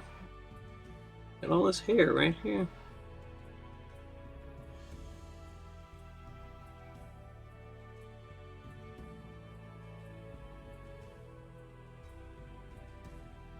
Oh, you guys can't even see that because I need to zoom out.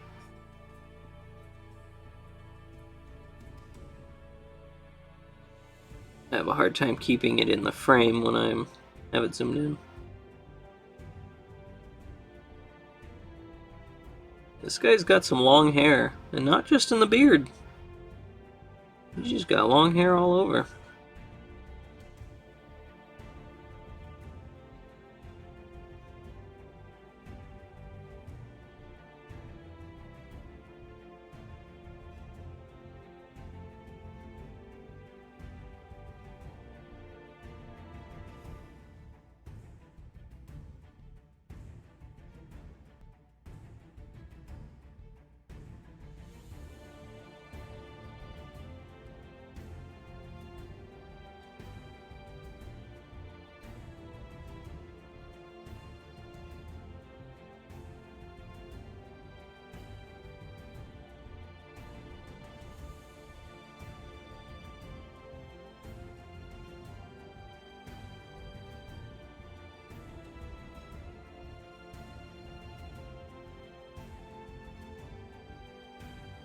One strand on this brush that keeps wanting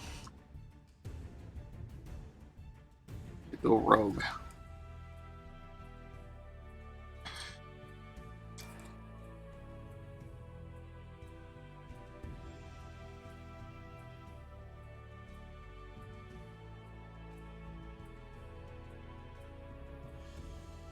Oh my gosh. Yeah, right there. May have to like clip that or something. Cut that one out.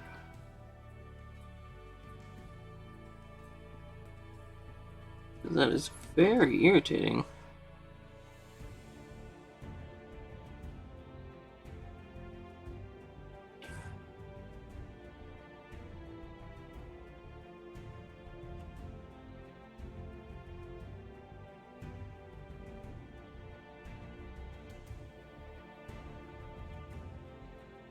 Yeah.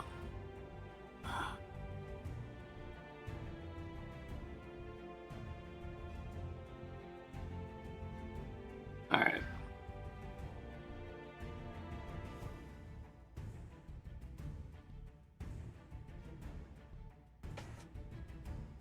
Where is it? There it is.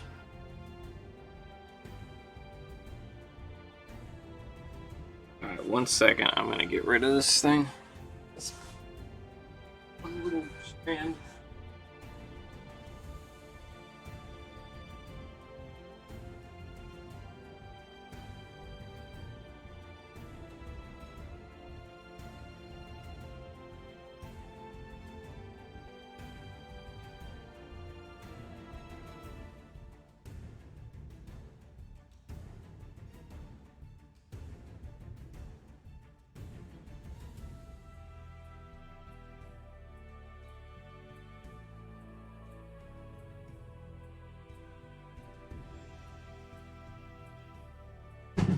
Alright.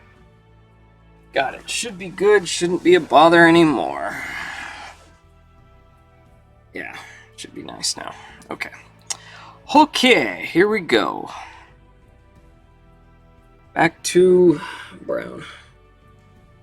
More brown.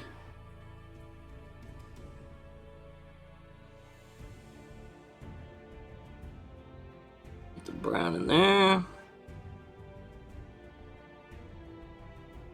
Yeah, that's not too bad. That works. That works. That works. Very nice. Very nice. Very good. Yeah. Yeah. Yeah. Yeah. A little bit of brown there. A little bit of brown there. There we go. That's good. Shoes. I think I'll use the same brown for his shoes. Seems fine. I'm good with that. Usually like to use a kind of darker brown for the shoes, and this chestnut brown will work pretty good for that. Pretty well.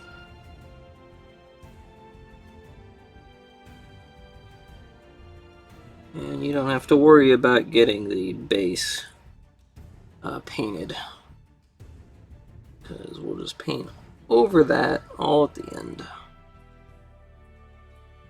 Sometimes it can be a pain to get full coverage. What the hell, I got another stray?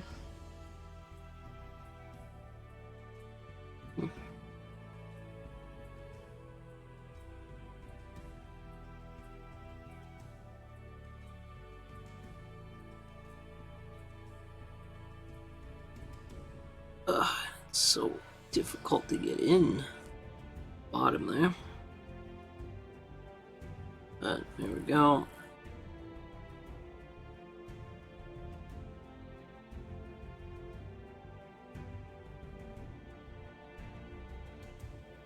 Alright, there's one shoe. Which brown was this? This was chestnut, right? Yeah. I think I need a little bit more.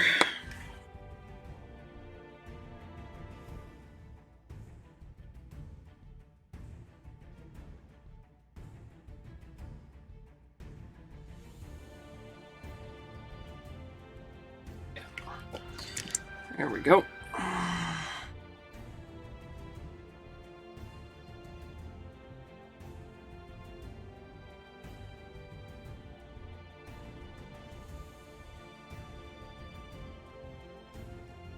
Too watery there.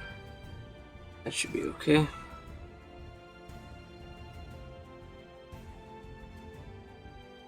Yeah, that seems pretty good to me. I'll do a couple coats on the feet. And we gotta figure out this here, the sword that's on his belt. Dangling from his side. Figure out how I'm gonna paint that one.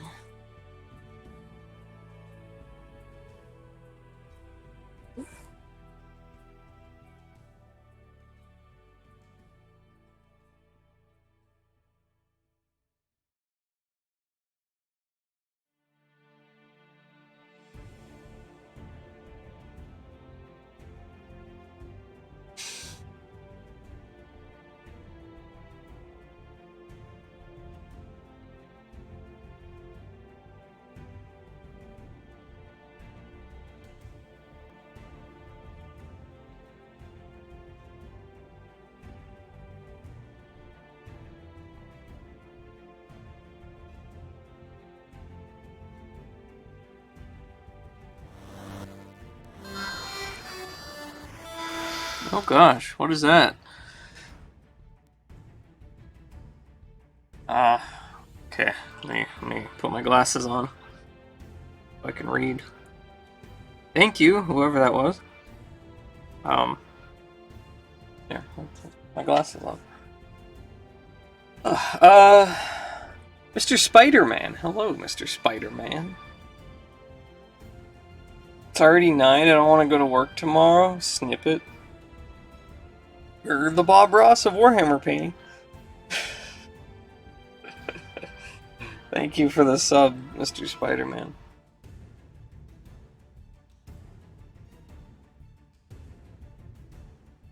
Okay, yeah, alright, so that's, oh, yep, let's get some brown down in the middle, the front crack there.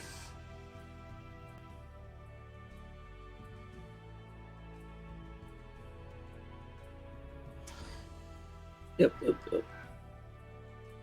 Right down there.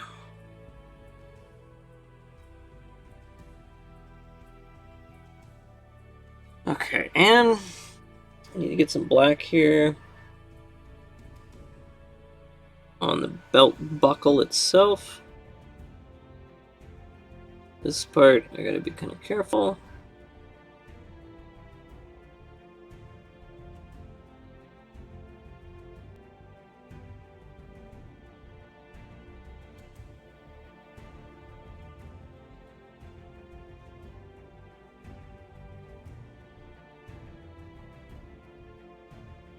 Yeah, not too bad.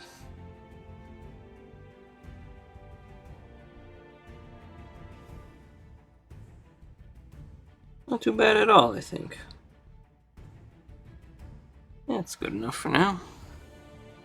Cool. Yeah, so the gloves. His gloves will be brown, and yeah, you know what? You know what? You know what?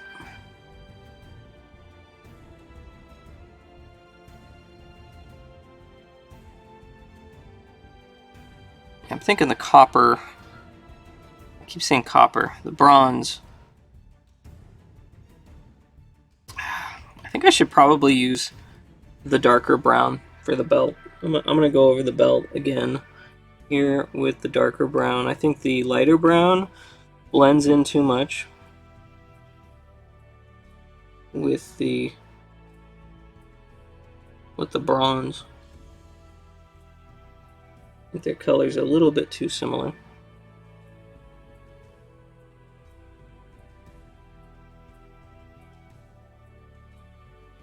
Kind of want something to break that up.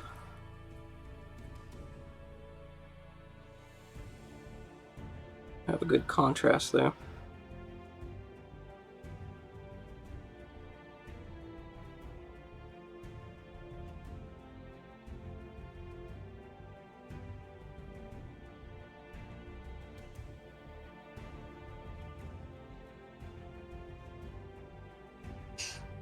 Yeah, I think that's a lot better, actually.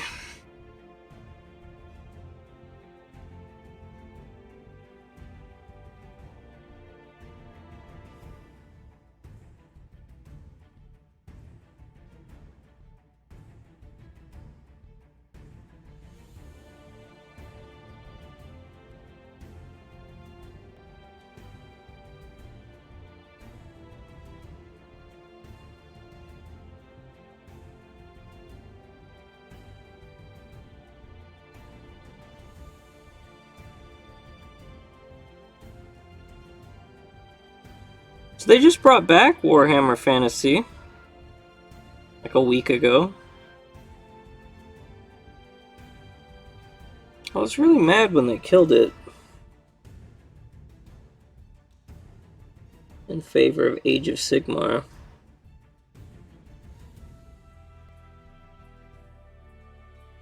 Because I really don't like Age of Sigmar. I really don't.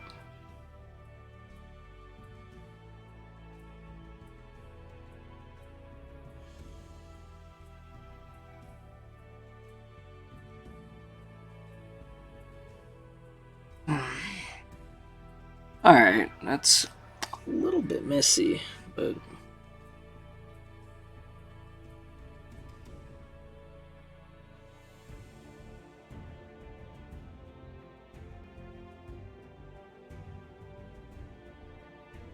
guess it's alright. I'm gonna do another coat of the bronze anyway.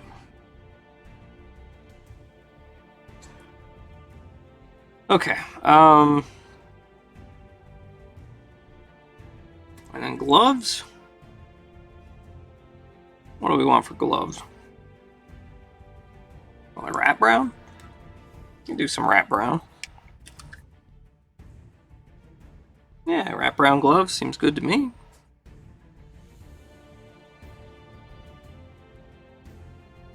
I want everything to be the same brown, right?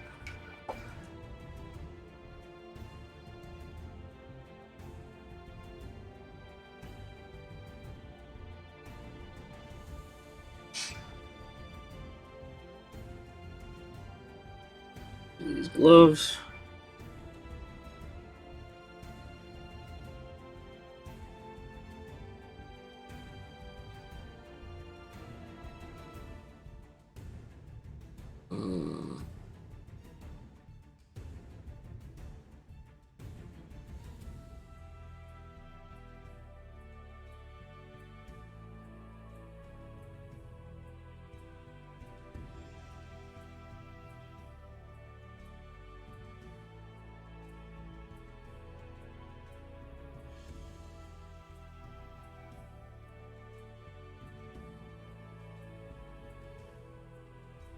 think all the bronze parts I'm going to paint brown first as well. So I'm just going to go ahead and put the brown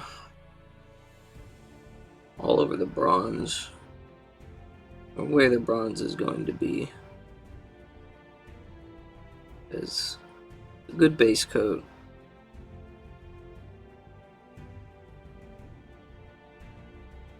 It's also a good idea to do red as a base coat underneath underneath gold. You're gonna do gold or brown, you know, kind of a reddish brown too works. You can try a lot of different things as base coats beneath.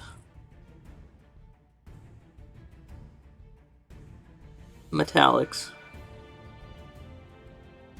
You can get some cool effects like that.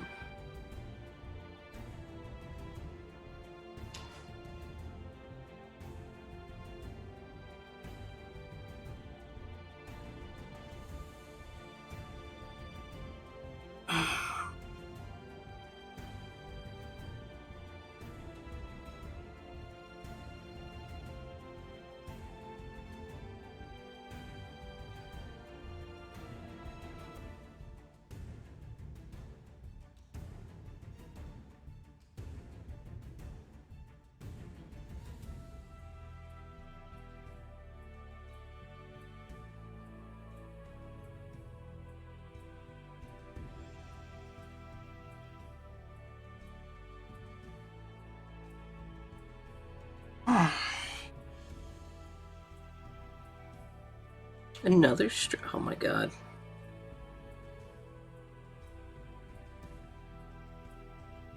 Alright, 1 second. I'm gonna get my tweezer.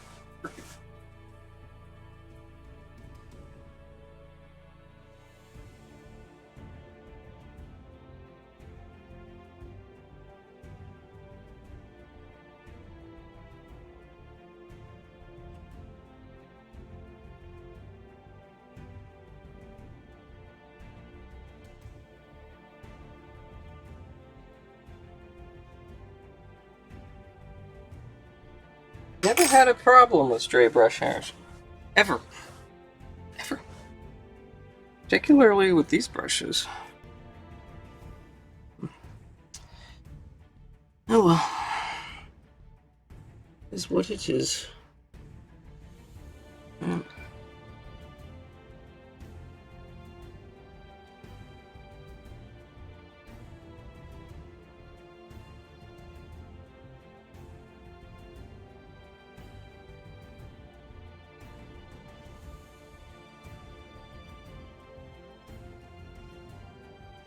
Oh yeah, the sword.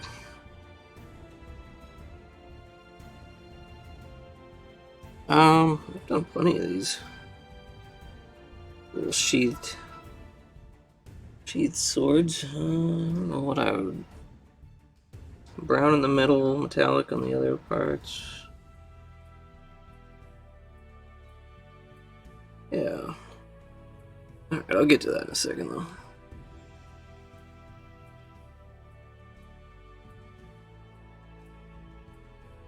And we have the teapot, which I'm thinking is just going to be kind of a pewter sort of thing, maybe.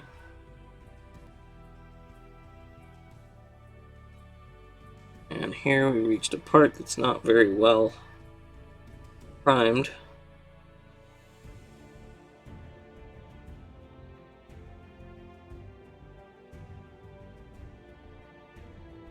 A lot of silver showing there.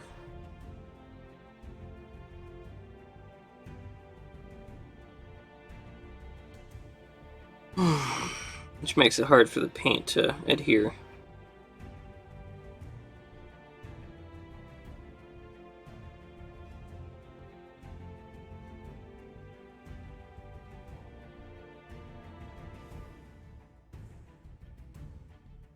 It's alright. Deal with it. Oh gosh, I don't know. Okay, well I'm gonna paint the teapot black, I think.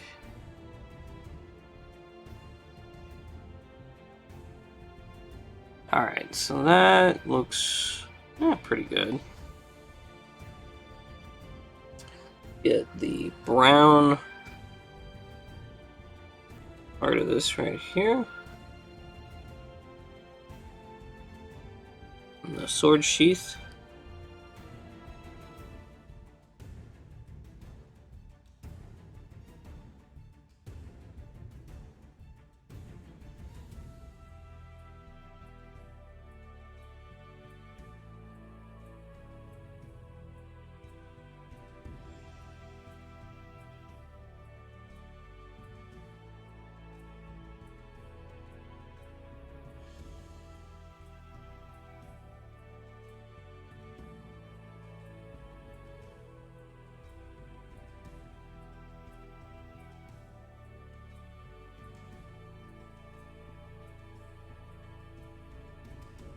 Yeah. So that's good on that part. We're gonna get a lighter brown for the upper part, which I'm almost out of there.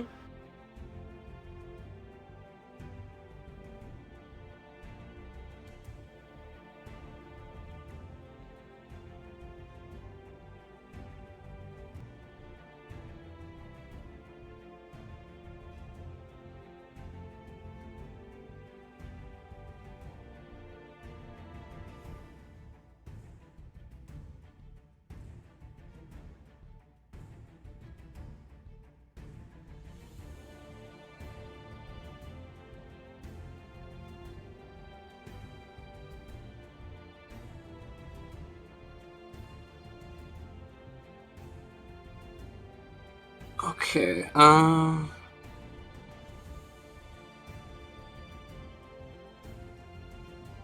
make the handle brown. I'm just doing a lot of brown in the sky right now.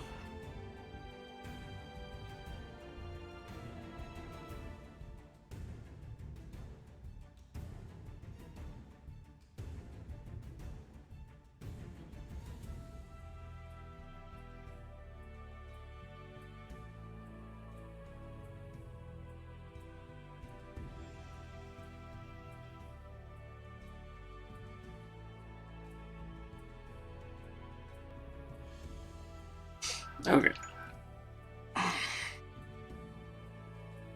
Alright, so then let's get some of the black here, which not a whole lot there, but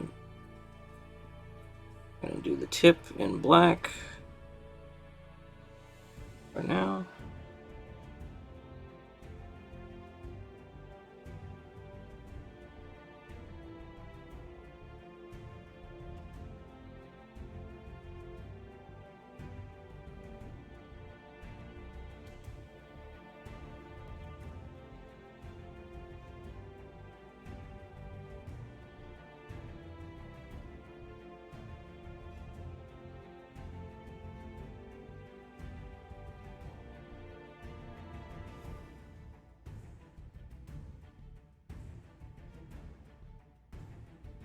Is that a piece of flash? Probably a piece of flash that didn't get chopped off, huh? Oh well.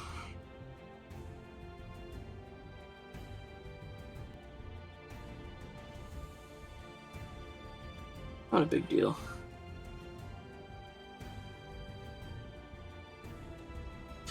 There we go. And then I want the handle.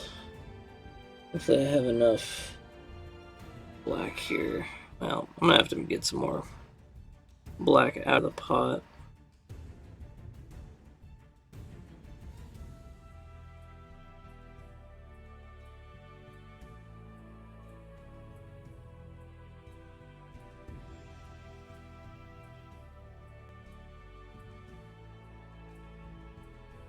Maybe I'll do the handle. I don't know.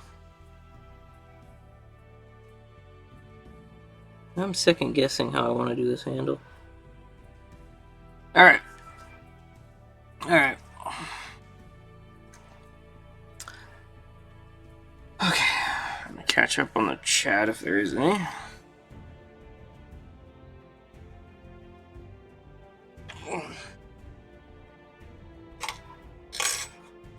Drink. Oh, hey, the Jimbo. Look at how much you've done so far. He's come a long way, but he still has a long way to go.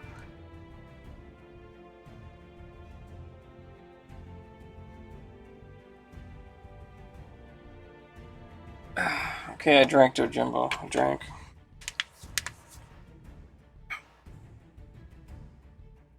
Okay, so then next I want to do...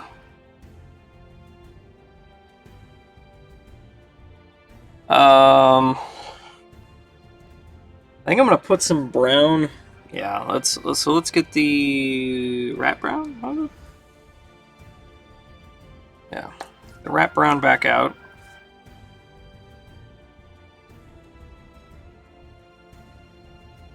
Get some more rat brown on the palette.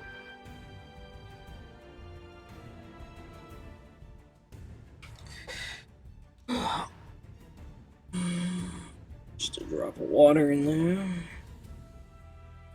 Stir it up. Yeah.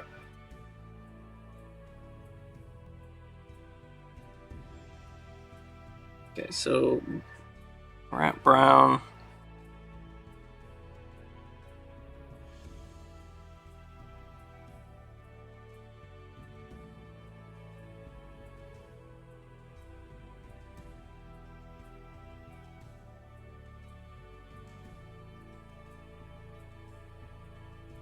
I'm just doing like another coat on a bunch of this stuff, filling in the holes where there's obviously something white showing.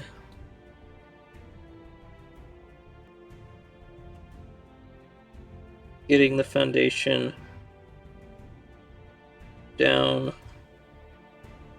or the bronze.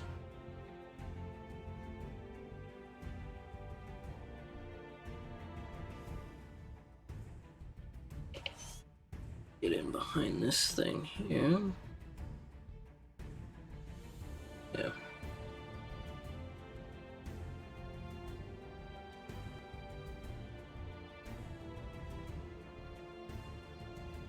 Do a little bit of brown on the bronze there as well. Not too bad.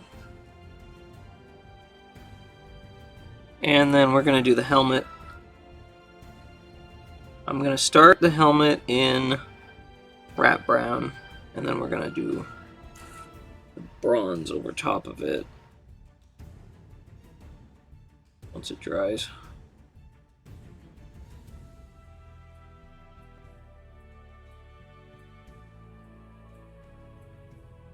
And then I gotta figure out how I'm gonna do this candle wax.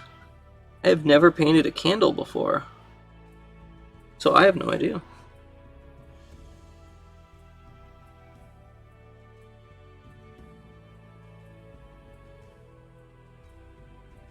And there's a little flame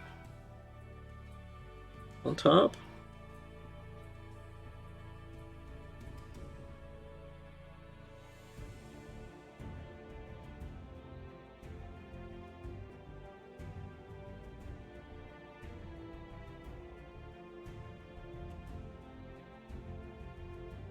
Part here is a little bit tricky, but wouldn't be too bad.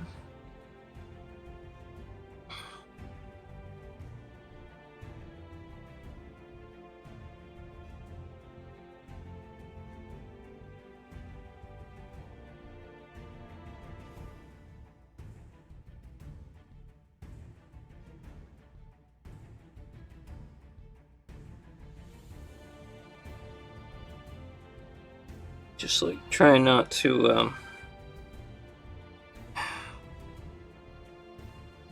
get too much on the face.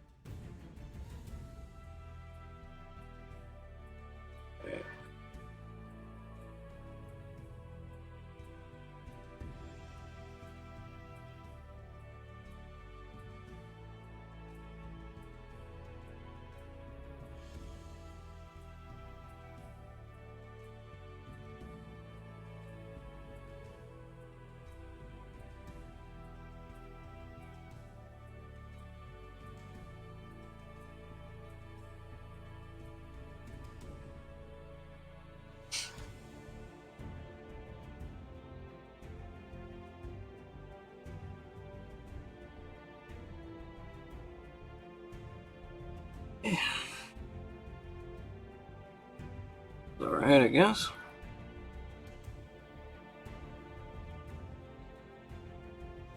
There's all that candle wax there.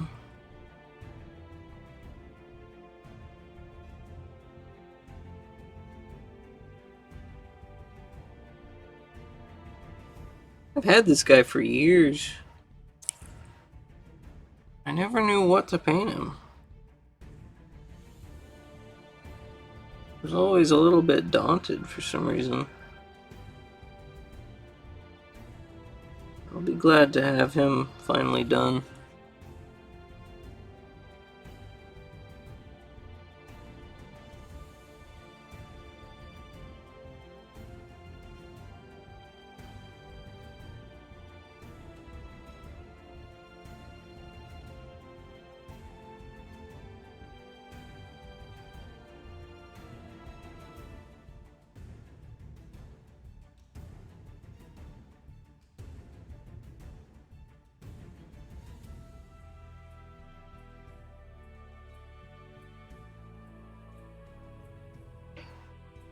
Okay, this a little bit awkward there, but that's alright. I want to get it on the hair.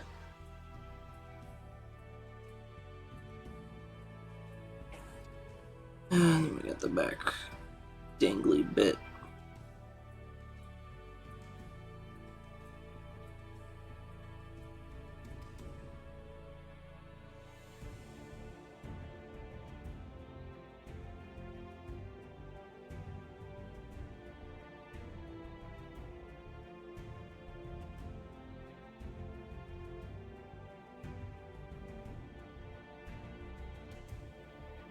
Sure we get good coverage here.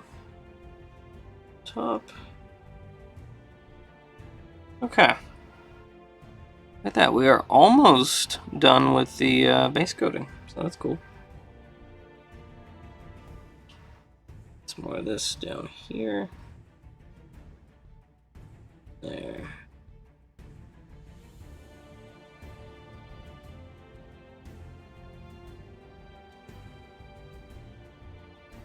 It's almost base coated.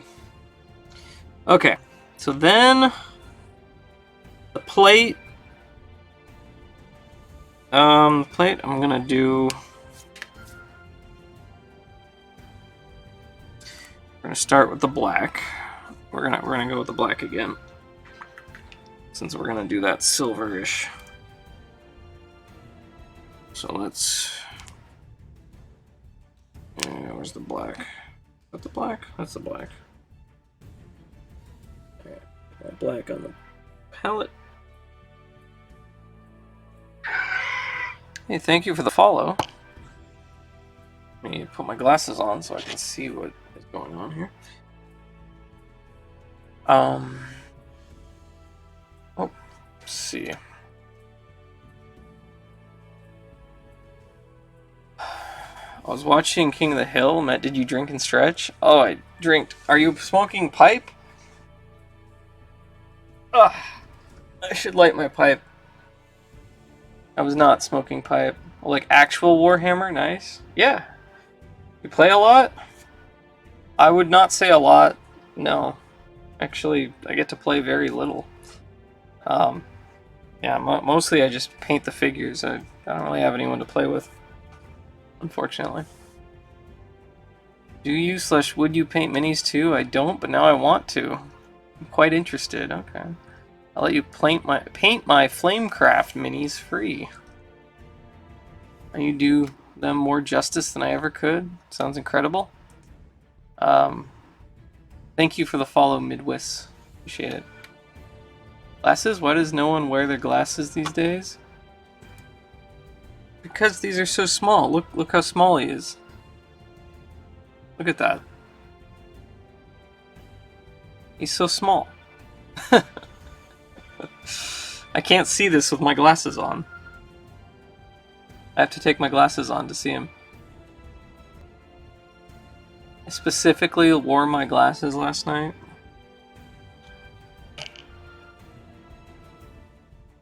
Alright.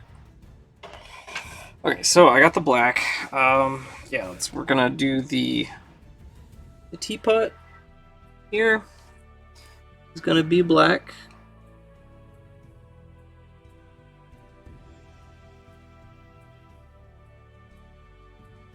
We're gonna paint the teapot black. And then I'm gonna paint the platter black.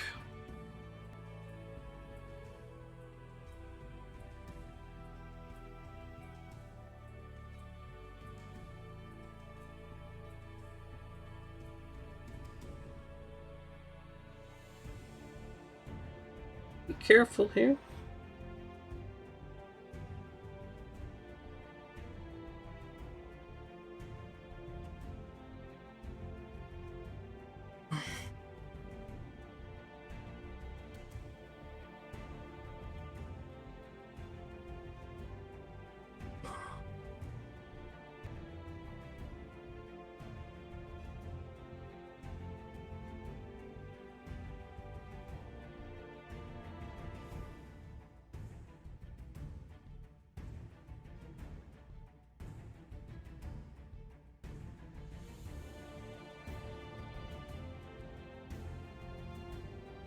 That looks like a good base coat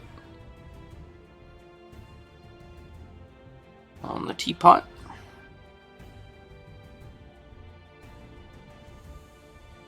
Yeah, there we go. Nice, very nice. And then we're gonna do the platter. This one I gotta be real careful around with the fingers.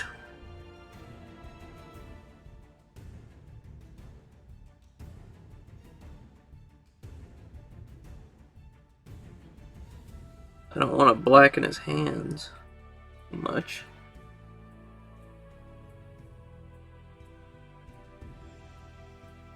But thankfully it's on the underside. So if I do make any mistakes, they won't be super obvious.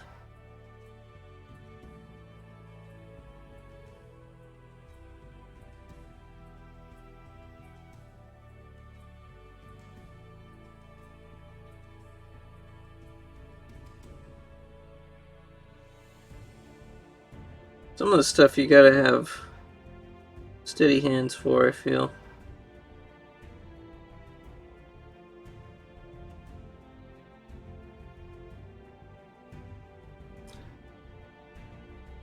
Some of it.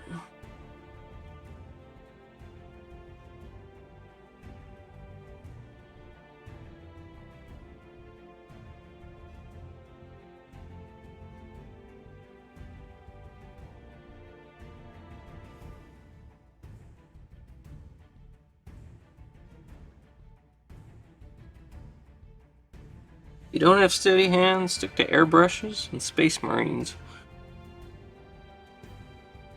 You don't need them for those.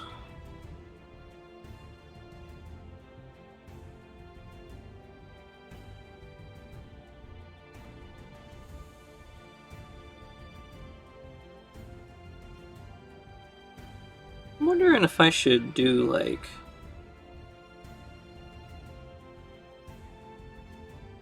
silver. No, these are going to be bronze goblets, I think.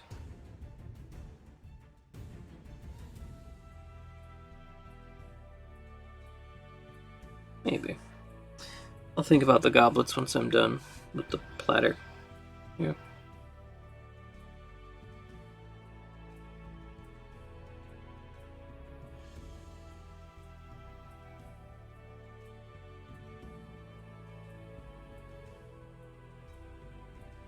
You know, this little guy waited a long time to get some paint.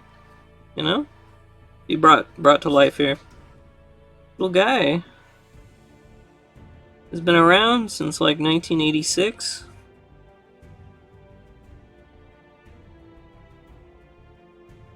And he's only now properly getting the attention that he so rightly deserves.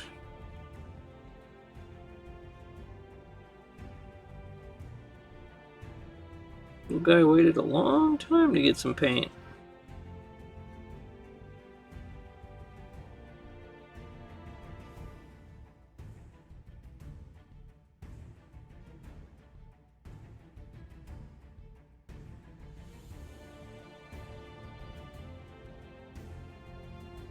Sometimes I think about that. You know, you think about these little miniatures, and they don't really come to life until you give them color. Or then they're just potential.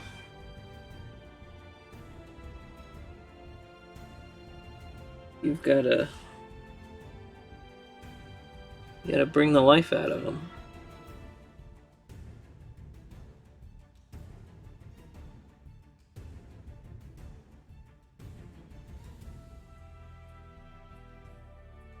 Okay.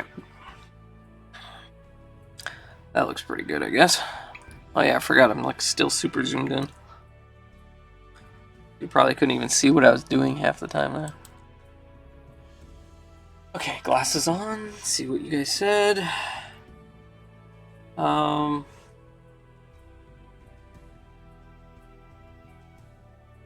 just gave away the intel that I'm not wearing glasses. I'll go get the glasses. It was about the size of the platter in the dwarf's hand. Wait, what is? Hold on, let me catch up. I must have missed something. No problem, just building an army? Oh, awesome. What army are you building? Midwest? I saw someone recently with a 6mm figure. It's... Oh, the 6mm figure. Yeah, the whole figure is like about the size of the platter. Yeah. They're like Space Marines from the Epic line.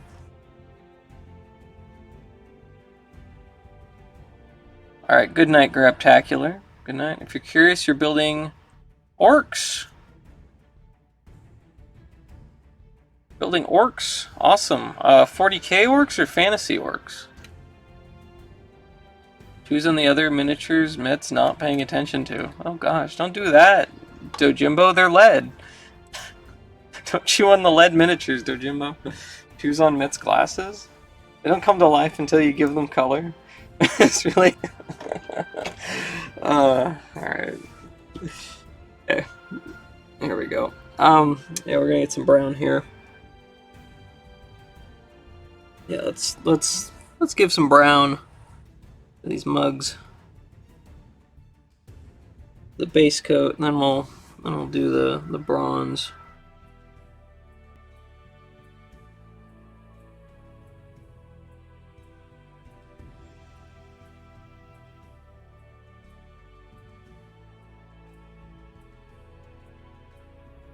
Yeah.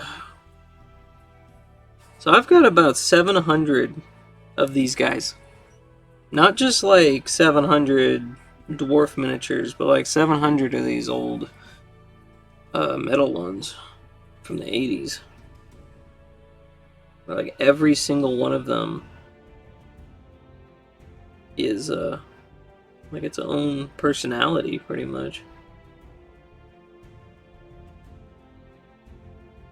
And ever since I got them all, about 600 of them, I'd say, were in first pile that I got back in 2010, October 2010, I want to say. Ever since I got them, I wanted to paint them all because I felt like, I don't know, like it was my duty to paint them.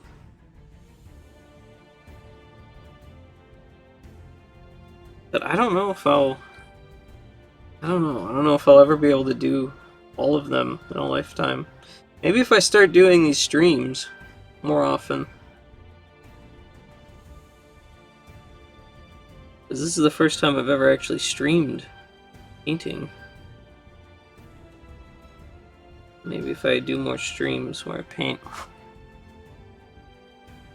I can get through a good chunk of them. I don't know. I'm running out of rat brown. Need more rat brown, you guys. God dang it. Alright.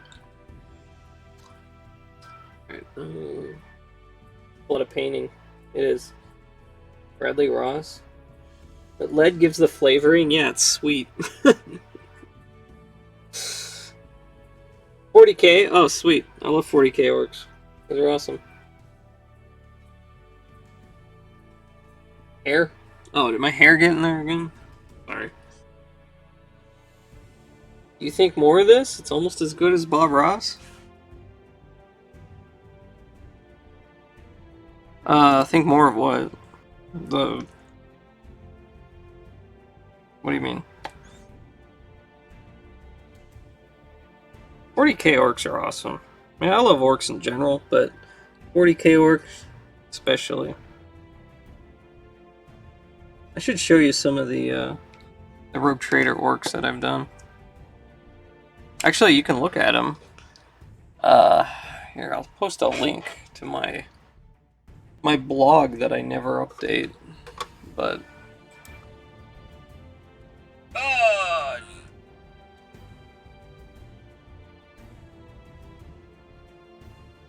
it's there for you guys to look at if you want. Some cool stuff on here. There you go. There's my blog, my painting blog that I really need to update more.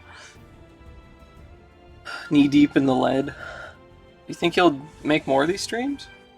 Yeah, I'll do more. If it's something that you guys want me to do, then sure.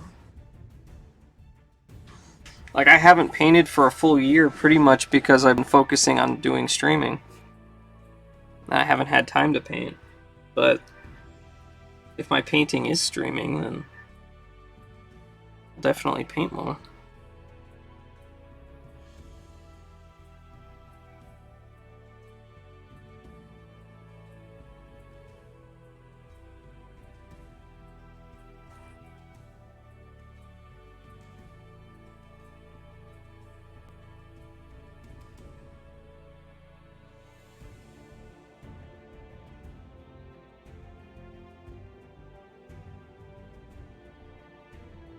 I should paint something inside the mugs.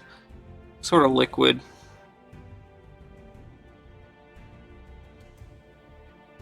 I wonder if I should use my gemstone paints for that. I don't know.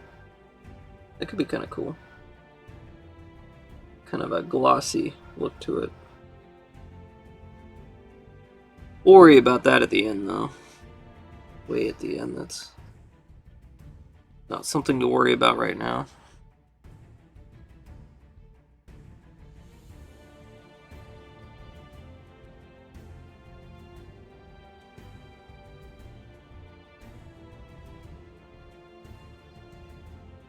Okay. Alright, it's pretty good. And the candle. The candle there. What color do we want? The base coat on the candle. What color do candles typically come in? I almost feel like the Spearstaff brown might be a good color for the candle. I don't know. Guess we can try it. See how it goes. If I don't like it, I can always cover it up because this is a very light color. Very transparent.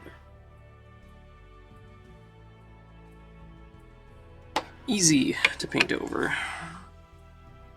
First I was thinking like the bronzed flesh might be a good, but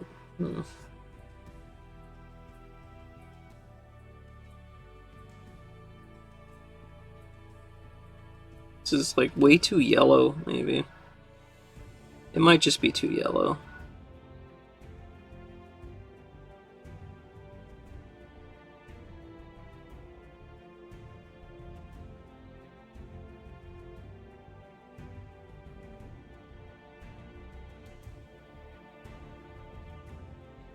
It is very, very yellow.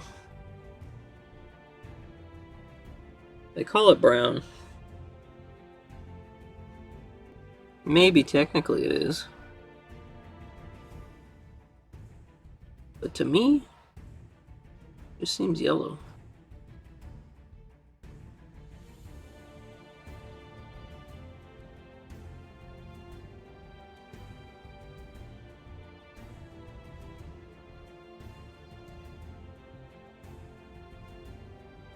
But yeah, 40k orcs are awesome.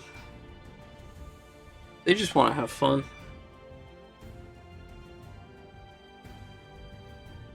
Like Gorka Morka is one of my favorite board games. More of a skirmish game, I guess. But... You know they were gonna make a Gorka Morka game for the Dreamcast? It got cancelled. That would have been so cool.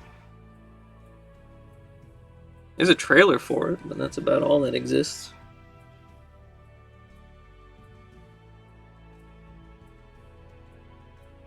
Or at least all that we have. I wonder if they'll ever bring back Gorka Morka. Games Workshop seems to be into bringing back old things. I guess that's not a bad color. Yeah, I don't know. I don't hate the spear staff brown on his head.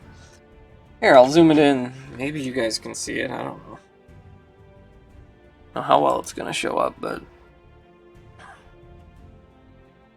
What do you guys think of the candle?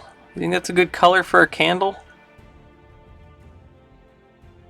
And maybe I'll do like a red for the flame tip. You have a painting blog? You always have something new that I don't know about. This could be a good teaching stream. Brown is underrated. I've been using a lot of brown this stream. I hear a faint sound of music. Is it super faint? I could turn it up for you. Hopefully you can maybe hear that better. It's just royalty free. It's called Dwarf City Fantasy Exploration Music. It's just some sort of like royalty free fantasy music. We're gonna have something playing. It's a little faint. A nice volume? Okay. Yeah, like old school beeswax candle? Okay. Okay. Alright. That seems like seems good. Okay. We're just about done with the base coating. How about that, eh? How about that? Sweet. Okay, let's go ahead and just do a little bit of the flame now. We can always adjust it later if we need to. We're gonna get some Bad Moons yellow. Bad Moons being a group of orcs.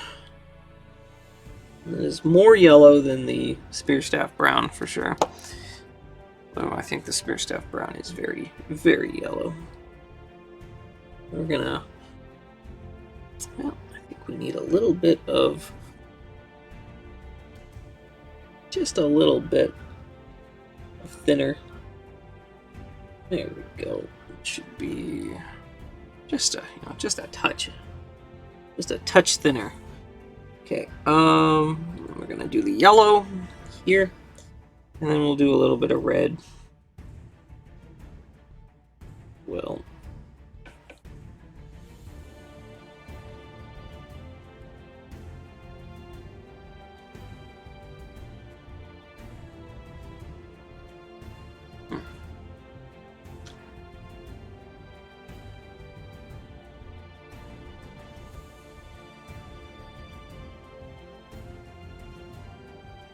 okay, that's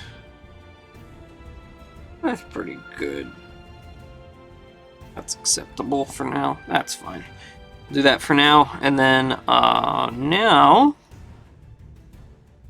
what I want is we're gonna go back to the bronze. That's yellow. I don't want yellow. Where's my bronze stick? There's my bronze stick.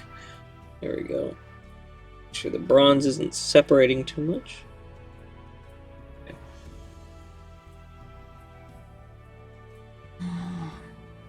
I'm still super zoomed in. You're not going to be able to see anything. Okay.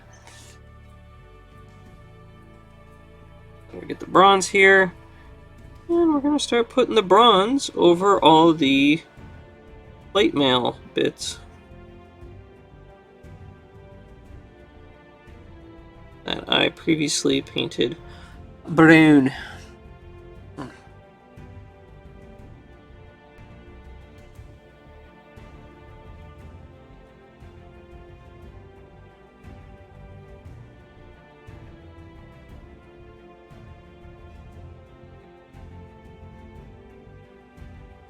Hopefully that'll come off as more like metal than leather.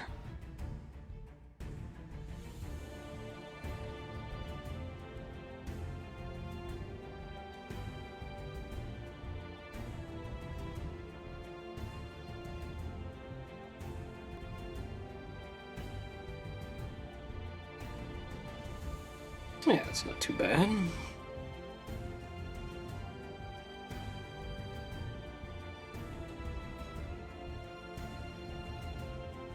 I wonder if I should go more with copper. That's probably fine.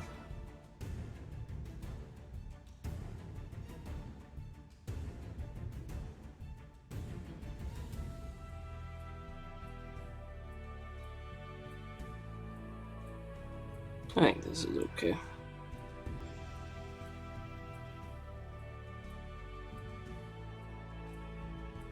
Might want to do a few coats. I don't know. We'll see how it goes.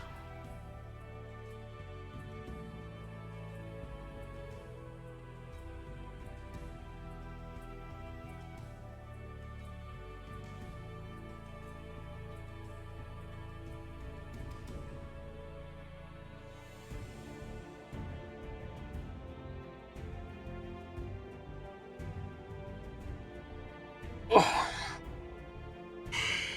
Neck pain.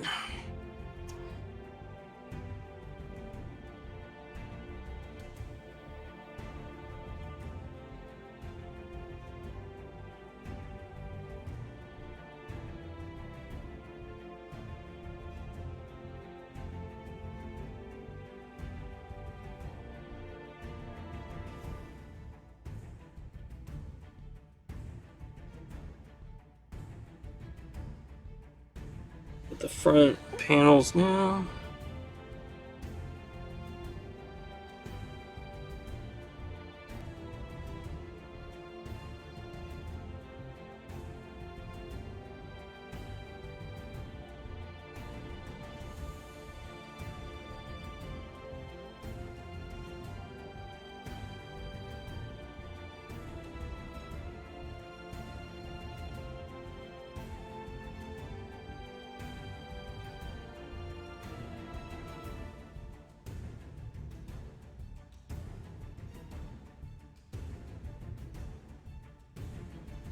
That looks pretty good.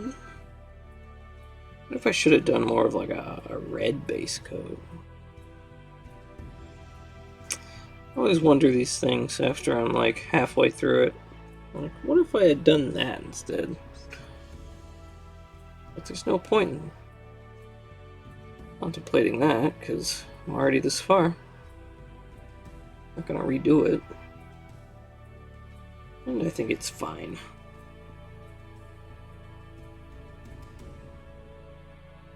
Yeah, I think I like the bronze. I like the bronze. I think it's coming okay. Do the helmet. The bronze on the helmet. This is Dwarf Bronze. I chose this color because of the name. He's a dwarf. This is Dwarf Bronze.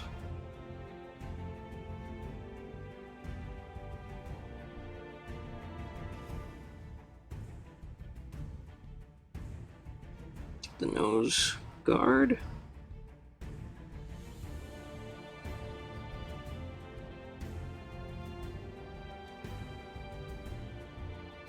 And the ear guard.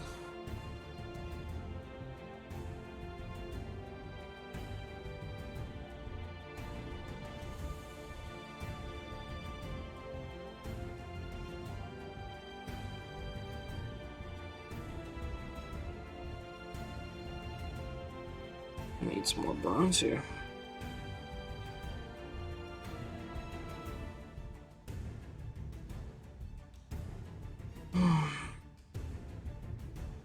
Get the back of the head guard.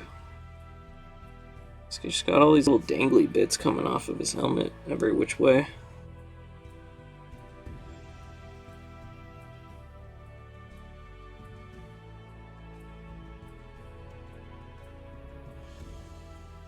We got this little side piece there.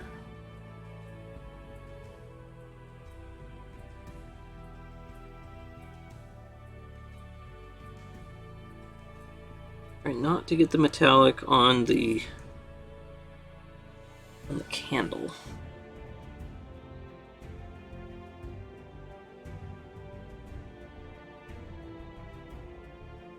Get on the inside of that just a little bit.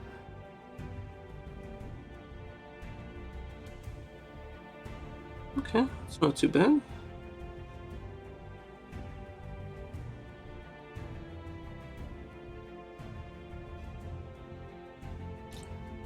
then these mugs, do I want to make these like more? I do. Give me 1 second, I'm gonna go get the gold.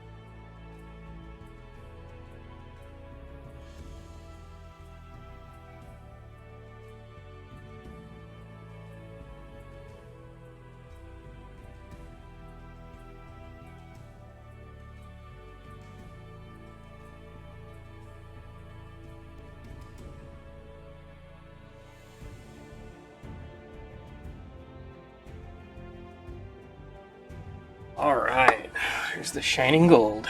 Ooh, I thought they were beer mugs. Shining gold beer mugs, perhaps. Well, he's got a teapot. So, I don't know, I'm guessing these are full of tea because of the teapot. You wouldn't pour beer out of a teapot, right? Probably not.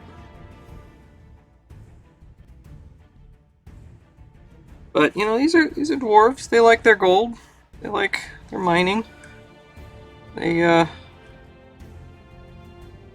feeling fancy. They're celebrating. They're gonna be using the fancy stuff for their tea.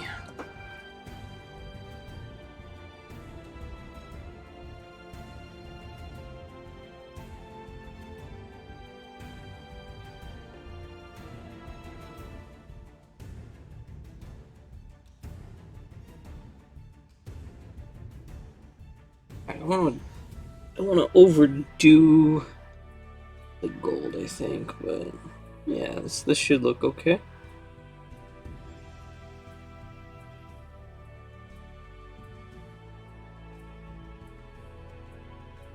Maybe.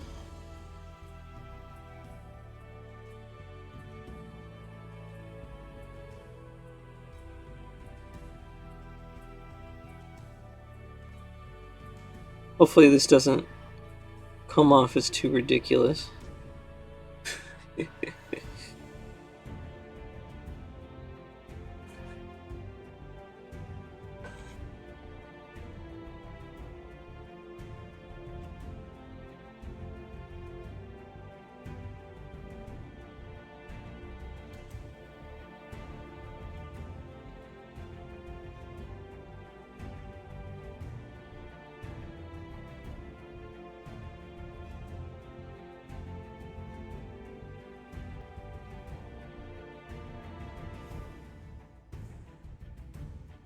I'll figure out what to paint the inside of the mug at some point later on. Near the end. Figure out what color the liquid is.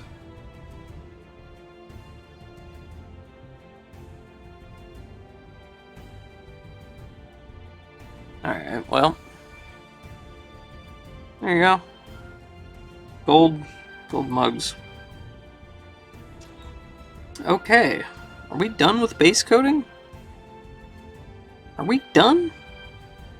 Are we done with base coating? Basically. Alright. Accidentally just drank the water.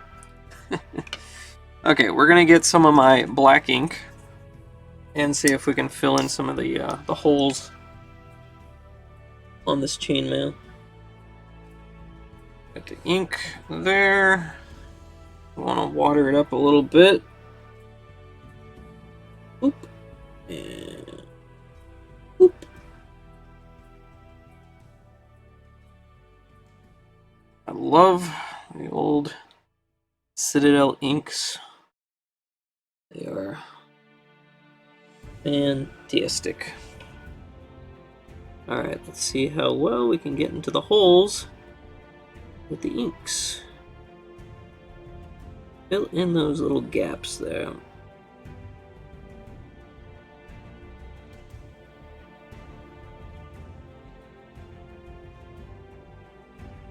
It really doesn't look good when you got the chainmail and you do all the, you paint it black, you do the dry brush and everything, and there's just all these white holes everywhere. You can avoid that if you want to prime the model in black. You obviously won't have any white holes to deal with, and you don't even have to paint the black part on. You just go straight to the dry brushing part, which can save you quite a bit of time in some cases. But there are downsides to priming in black.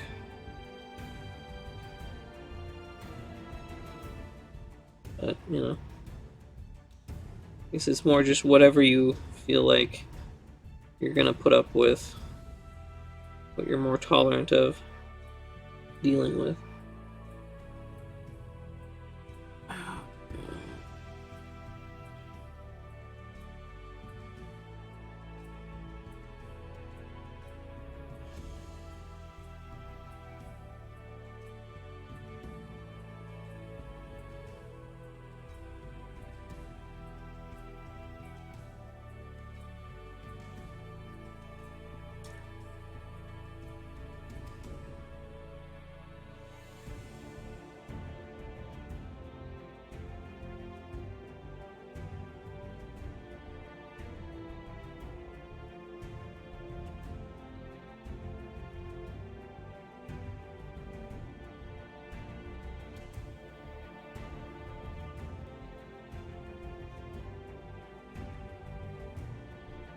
Another decent technique to use, which they actually talk about in the Warhammer 3rd edition Fantasy Battle rulebook, is something that people don't really talk about anymore, I feel. But blacklining. Doing outlines in certain areas where different sections meet with like a little bit of black ink. Just separating it, because you can get a nice little bit of contrast. And sometimes it looks quite nice, I think. And definitely will add to that Oldhammer style if you are crazy like me and want to do Archaeopainting.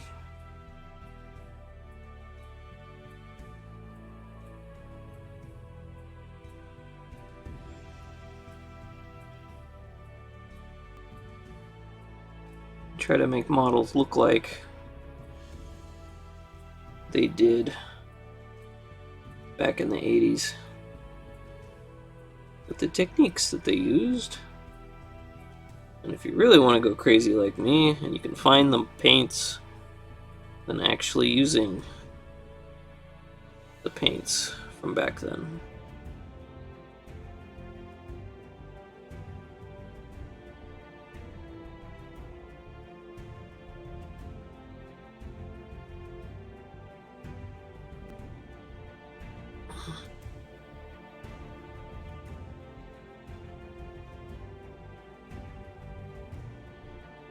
I tell you, the inks they made back in the late 80s,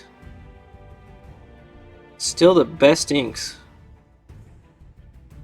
that I've ever used.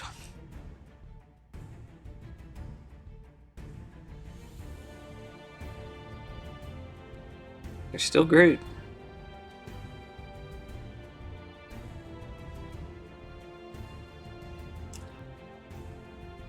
Nice flow, nice color.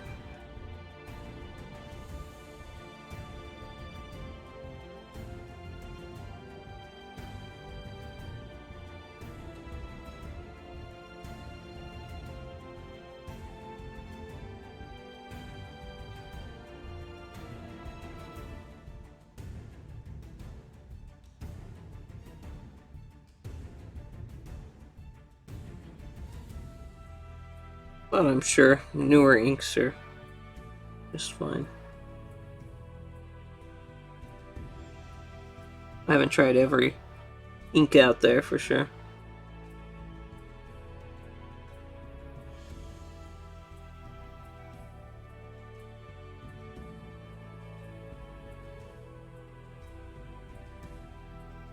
Alright.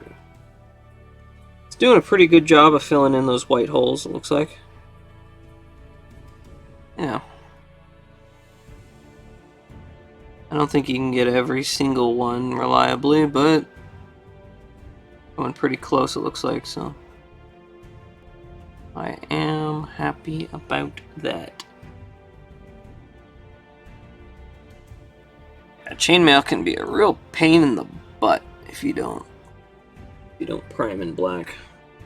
If you have a figure that's really heavy in chainmail, you may just want to do a black primer on it.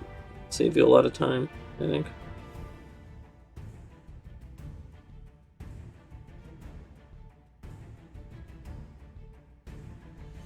Looks pretty good.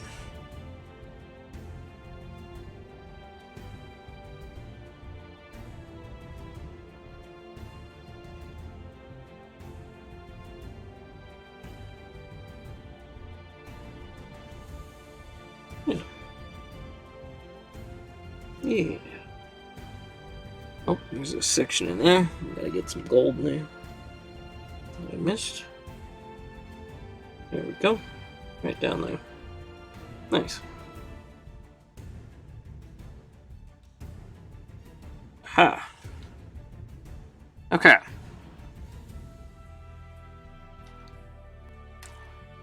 Okay. Alright, I think base coating is possibly complete here. I think we're done.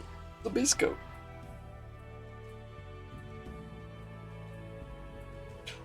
Oh boy. Let's see. You could pour beer out of a teapot. You could. Be weird, but sure. When I die, I want to come back as a dwarf so I can drink and carol all day long. I want a commentary like Bob Ross. Whisper to me gently and tell me about making happy trees. This is good. Keep going. Why were they the best inks? Did they have lead in them? Did they have lead in them? Oh, man. Well, the miniatures are lead. You can actually write with them. I've done that before. I got a piece of paper and like one of these minis, just unprimed, and just take a corner of it and just say hello. Oh, whoops! Smacked him. You know, just write with it. You can do it.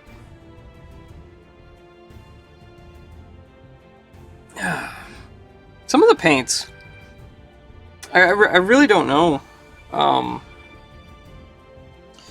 I don't have any here. They're in the other room. But, like, there are some paint colors, like Bilious Green, Titillating Pink, Ghoul Gray, that just have really cool hues to them. And the Bilious Green and Titillating Pink are almost like a neon color. Like, they're really, really vibrant. Like, really incredible looking color. And, nothing nowadays like matches them really. Like they're really quite unique. And I don't know what they used, and perhaps the chemicals that they used back then are now illegal. I don't know. Actually, you know what? We need some brown, because he's got eyebrows under here that I've neglected.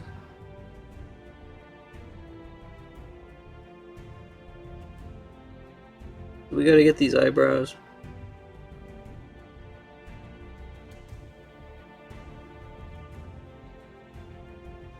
You can barely even see him. You have to turn it upside down, but yeah.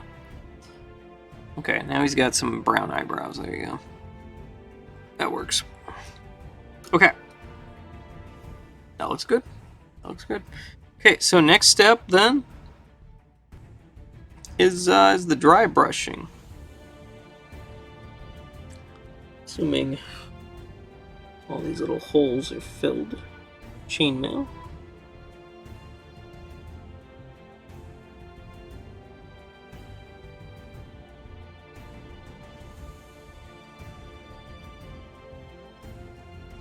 Maybe it's not a matter of legality. Maybe no one knows how to make those colors anymore, perhaps.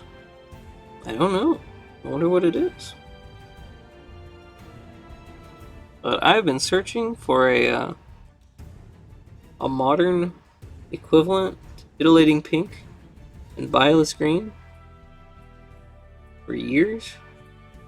I haven't found anything.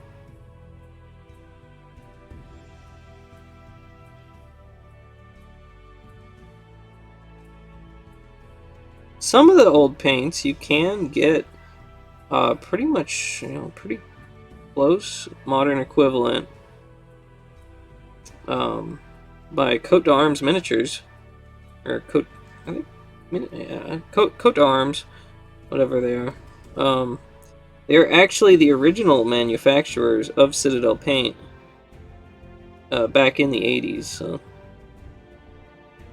a lot of their colors are actually what they should be if you're looking for a match.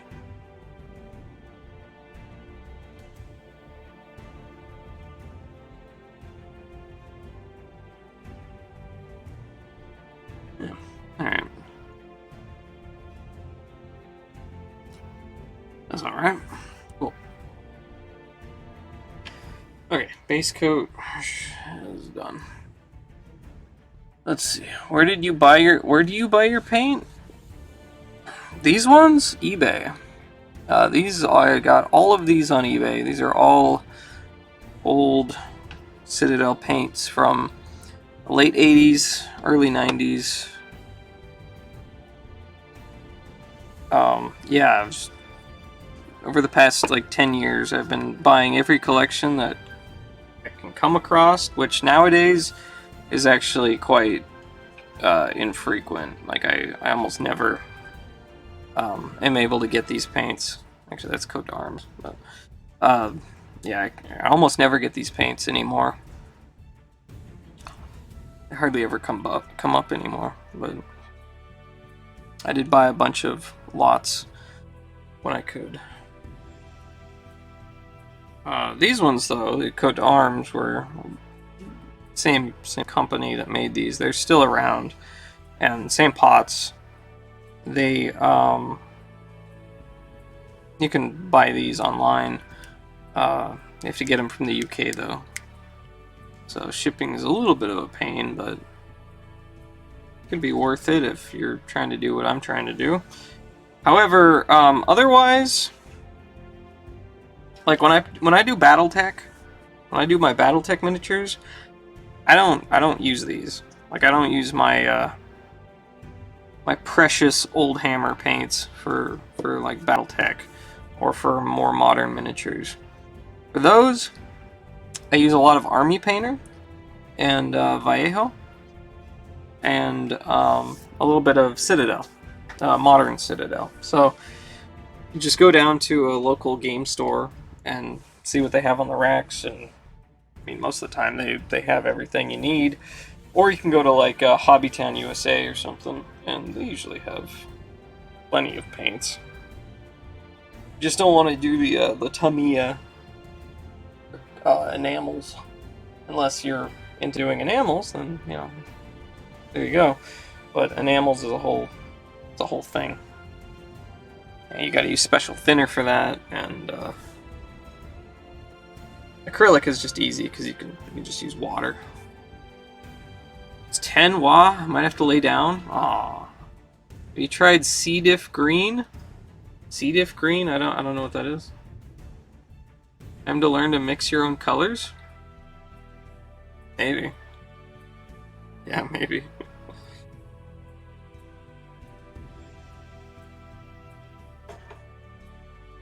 Just kidding. C. diff is a bacteria of the gut. Oh, okay. Oh, yeah. Also, here you guys. Let's see. I'll zoom in. So, base coat is now done. He's not gonna look super fancy or great, whatever, until we actually start doing washes and stuff, which is the next step. But we've been here for 3 hours, and we finished the base coat.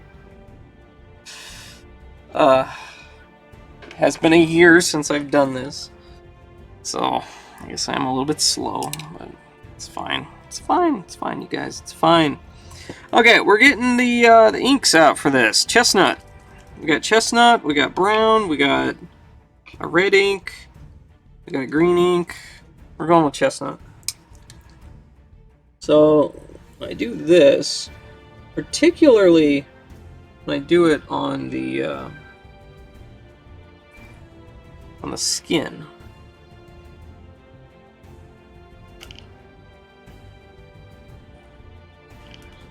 I want this pretty thin down.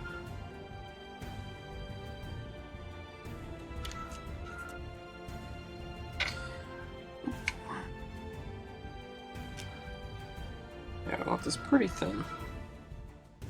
So we're gonna some water. Some water. A little goes a long way on the bronzed flesh. A little bit more water there. Okay.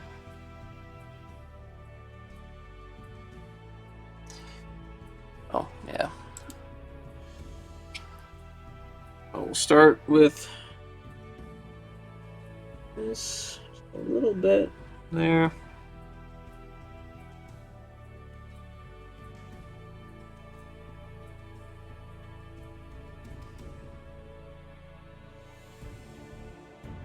Not bad, and we'll also use the same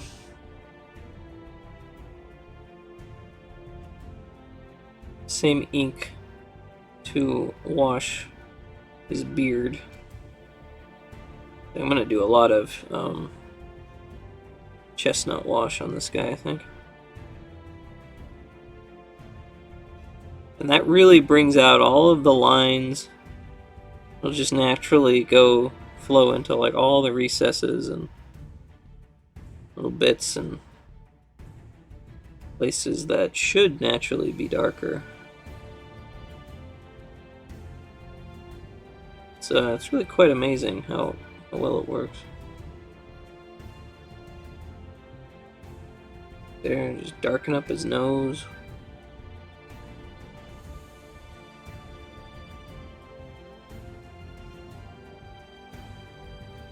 Put the chestnut wash. I'm just gonna move it all over here.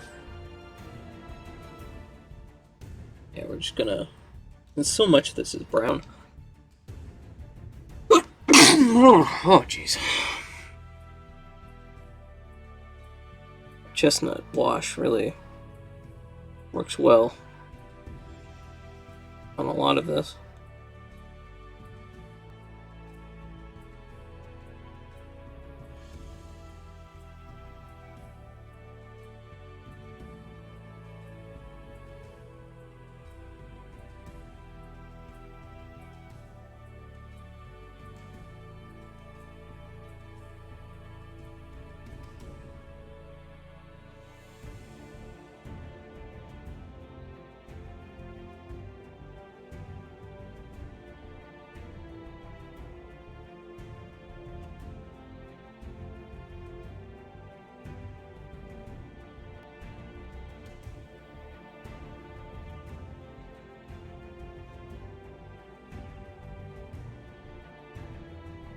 It makes good difference here. Even put some of the chestnut wash on the candle there.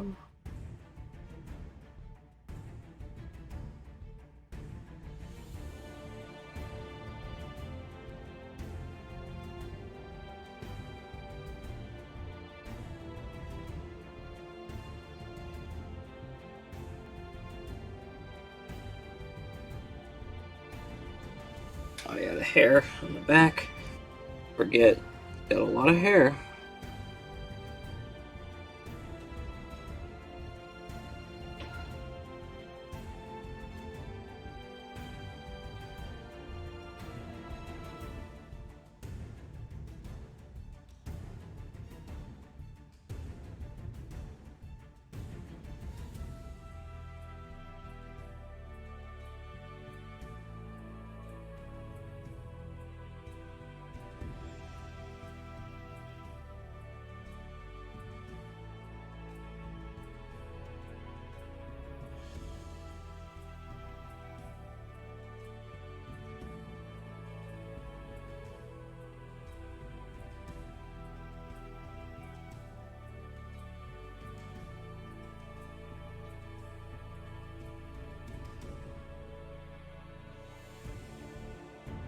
Okay, that's not too bad.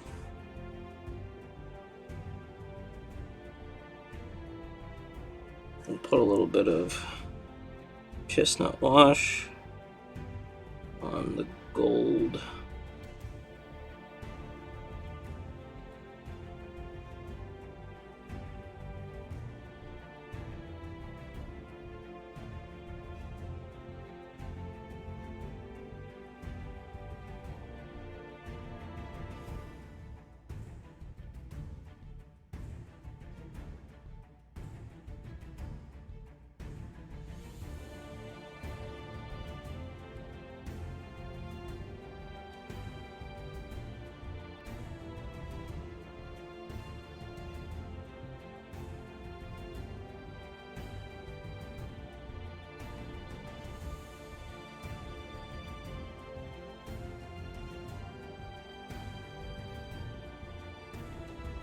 It's not too bad. And we'll get it on the sword sheath here.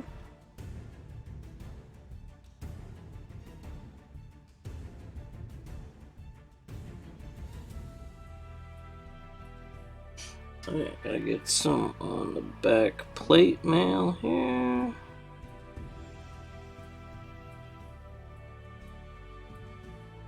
Oh, nope, gotta get the hand underneath the platter. The glove.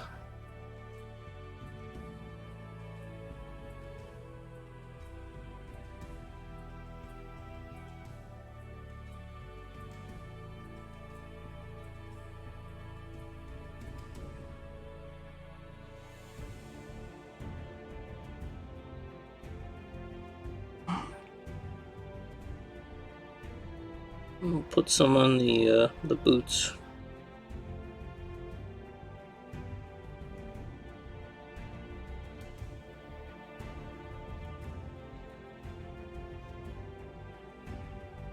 The wash on the boots.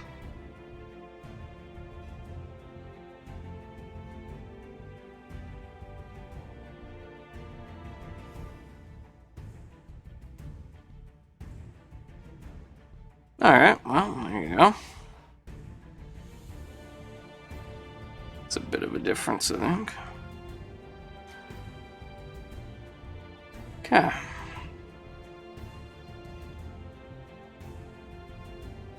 And then, alright, so here we go. Time to get the dry brush out. See here.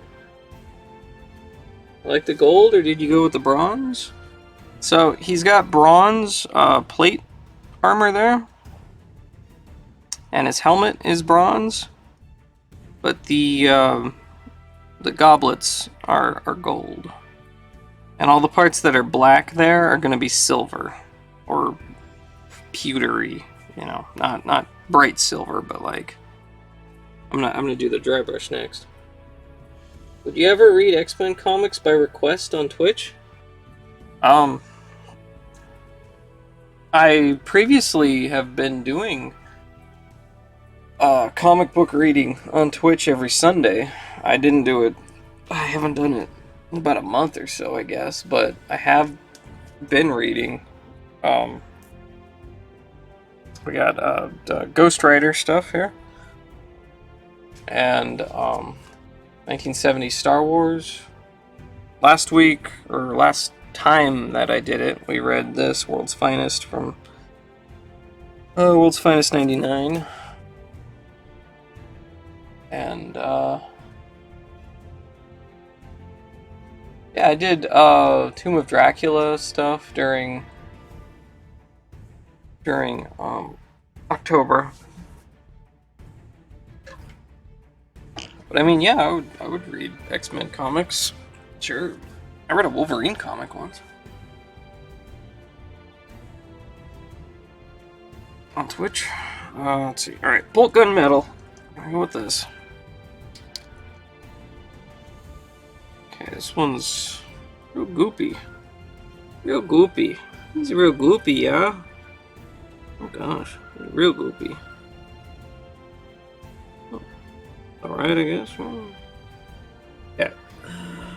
Just put that there. And dry brush is a whole different thing. Whole different thing. You don't really need the paint to be glowy for the dry brush. And the dry brush I've been using is this Army Painter dry brush. I've used this dry brush for, like, this was from the first kit that I got for painting miniatures. I've used this thing for a long time. Very long time. So you get the paint on the brush, and then you want to wipe it off, and then you just, it's like magic. Like it's honestly, it's kind of amazing sometimes, the transformation.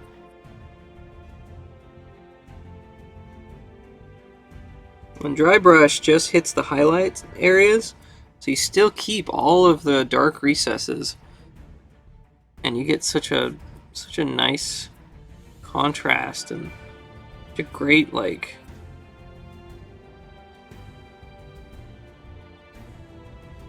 pewtery effect from that.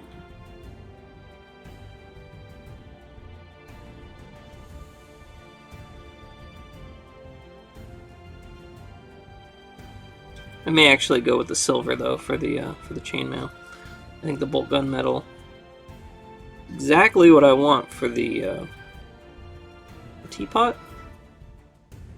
and for the platter.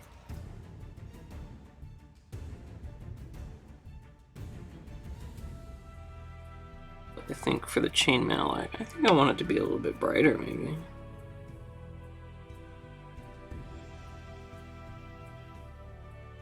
Yeah, I don't know. It's kind of amazing sometimes how the dry brush comes out.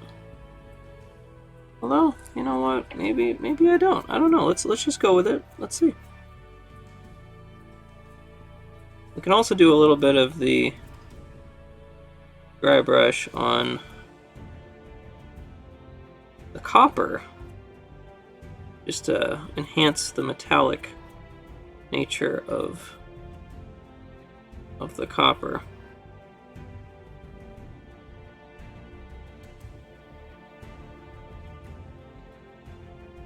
And it gives a little bit of highlight too.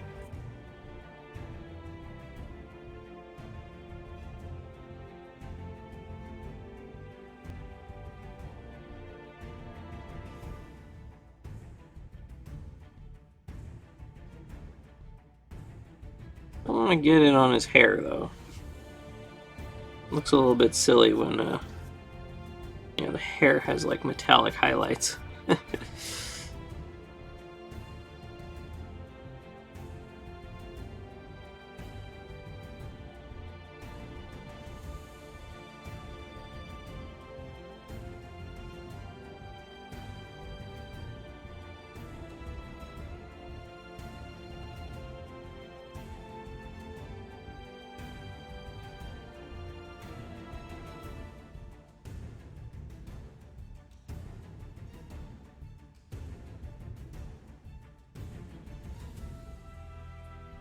I do the dry brush on the beard as well, but for the beard, I do a dry brush like a lighter brown. We're gonna do that in a minute. The beard and the hair there. Oh yeah, down here.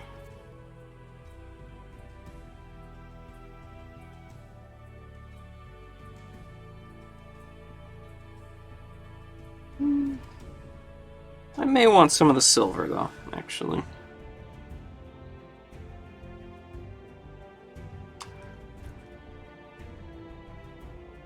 Yeah, well, probably shouldn't be licking the metallic paint, but yeah, whatever. All right, so maybe you guys can see if I zoom in a little bit what I mean. See how the teapot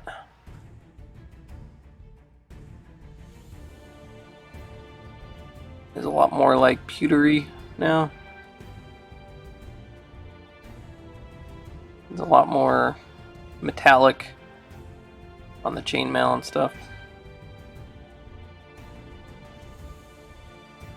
Have you stretched today? Not enough.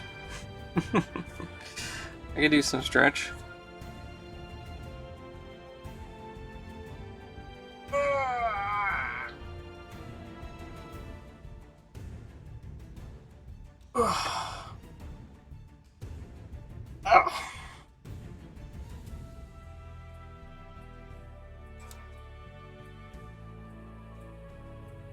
Okay. Alright, so we're gonna do the beard. So for the beard, we want a lighter brown for a highlight there, like barbarian leather. Barbarian leather seems like a good highlight. We'll do that.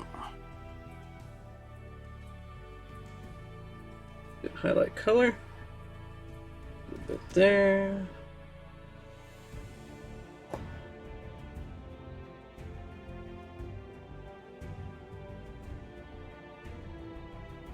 A little bit on the dry brush here, and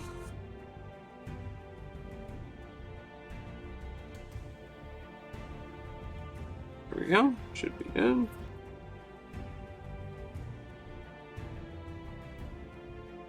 Maybe a little bit of metallic still on there, I don't know. But he's a dwarf in a mine, right?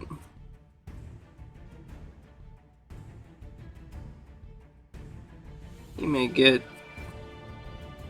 metal bits in his beard, eh?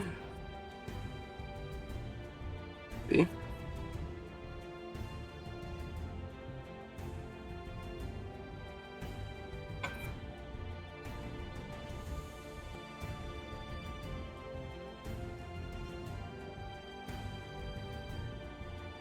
Yeah, okay, well, that's alright. But also get this other dry brush I have.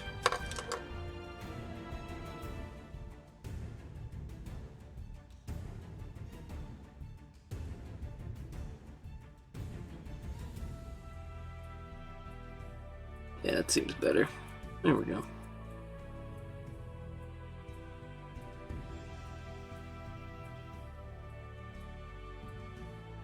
Not too bad. Oh.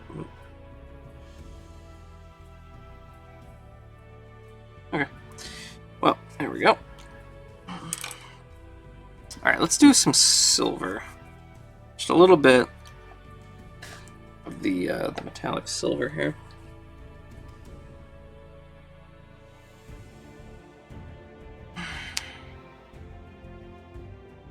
That's bolt gun metal again. I do not need you. I already have you. I need metallic silver. There we go. Shiny, shiny metallic silver. Just need a little bit. Enough for the dry brush.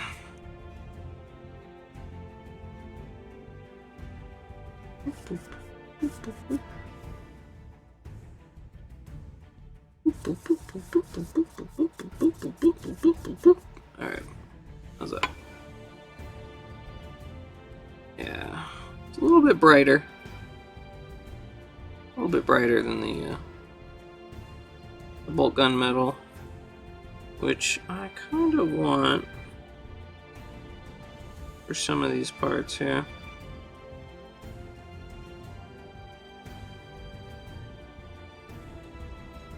And the chainmail.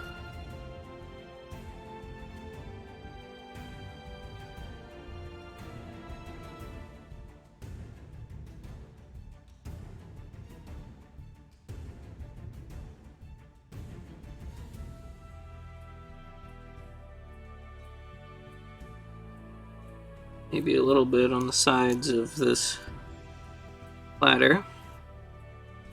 Make it a little bit more, brighten it up just a little bit.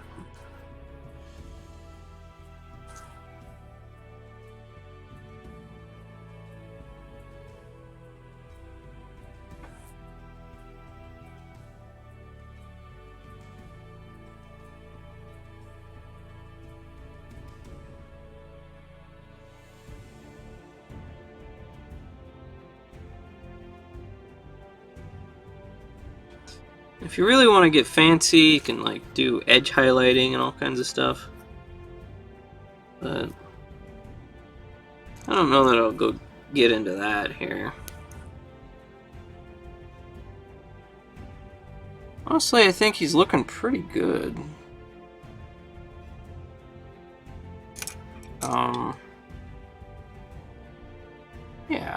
Yeah, not too bad there. We can get into edge highlighting if we want, but... Will you be painting the car you drove in Rock and Roll Racing or a miniature of Ivan? If I had one, I would. Sure. Why not? Okay, and then white. The white paint. Let's get some white.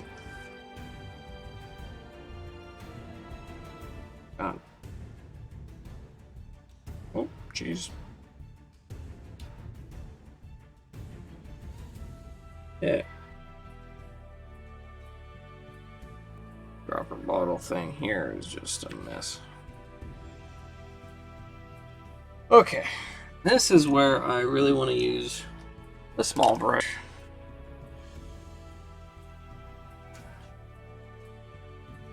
I've got a, what is this, a 000?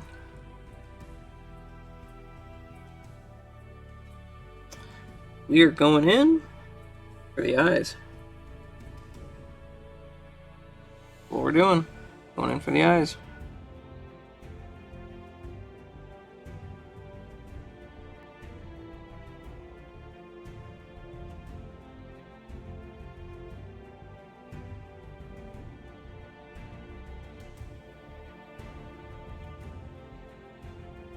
Thin the white down a little bit.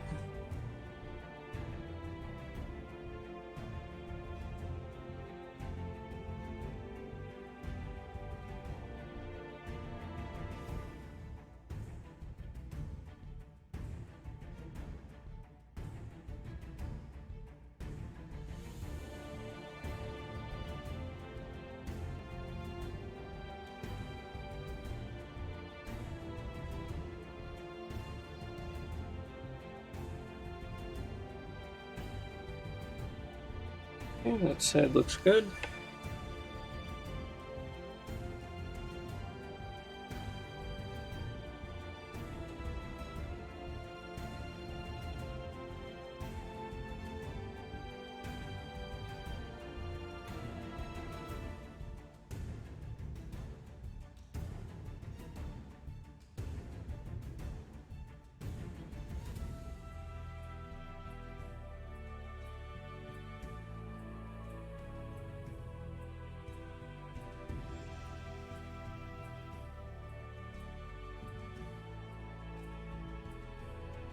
Yeah, it's not too bad.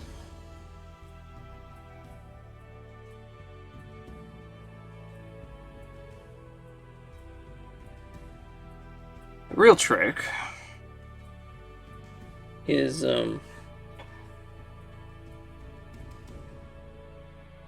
getting the pupil in the right spot.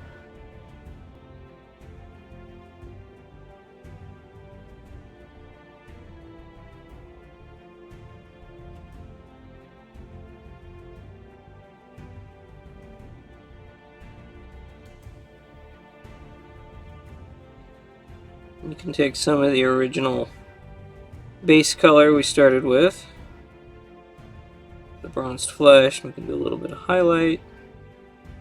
Well, if we want.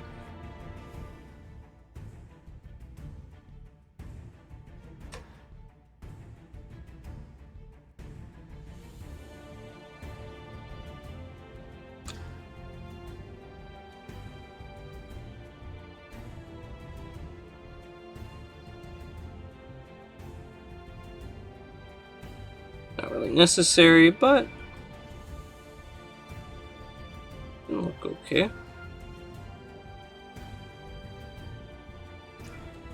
Sometimes it can look pretty good.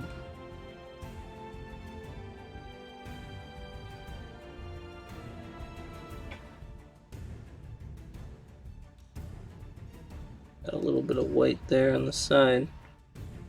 I'm gonna cover that up.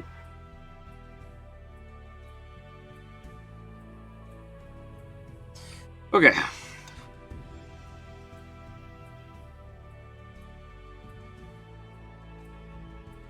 Alright, then we need just a wee bit of black. Just barely a dot.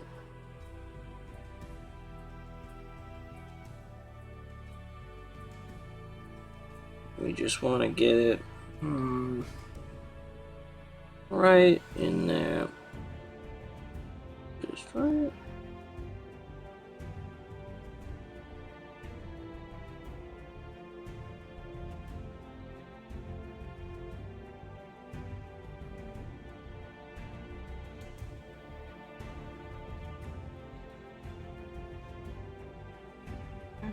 That's not bad.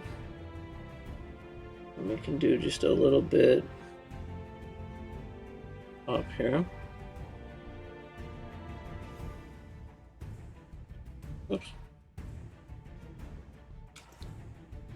That out of there. Oh.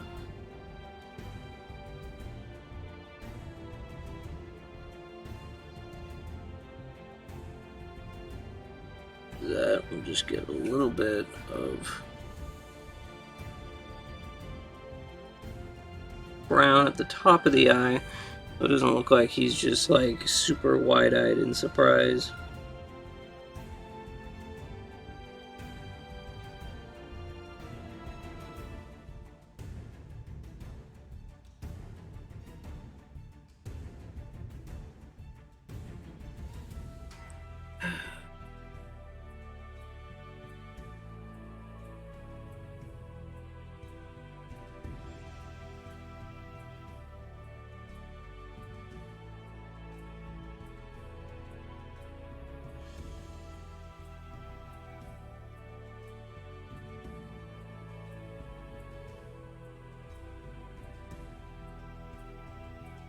Alright, I think the eyes look okay.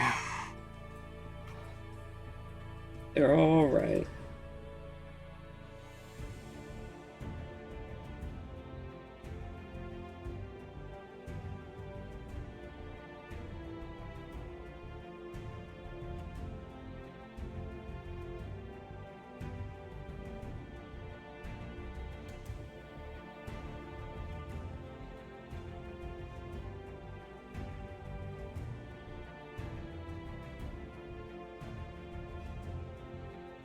And, where's the red? Where did I put the red? Blood red. There we go. Let's get a little bit of blood red. Or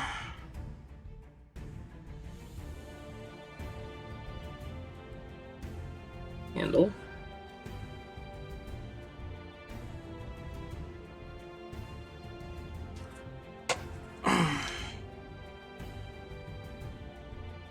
bit here.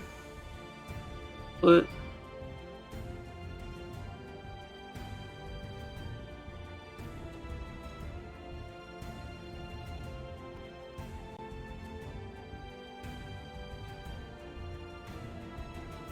handle tip.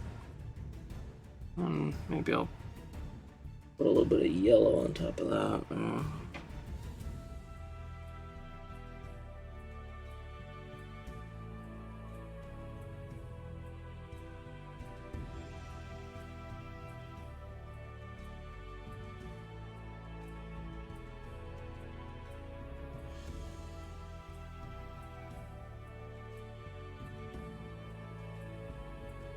Alright, well.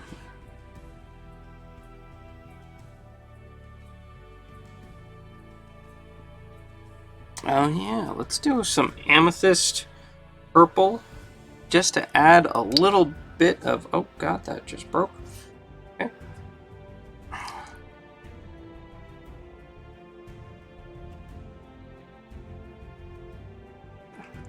Yeah, these lids are old. Tab just broke off of it. That's okay. I can replace those. Yeah, we're gonna do a little bit of fancy here. We got some amethyst purple metallic for the hilt of his sword. His little sword hilt there. We just want a little bit, just a little teeny tiny bit of purple because I think it'll look cool. Just gonna put that metallic purple right on the hilt of his sword.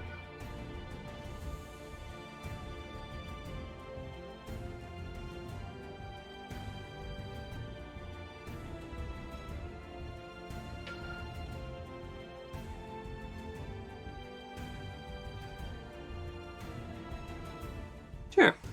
There, that's not too bad.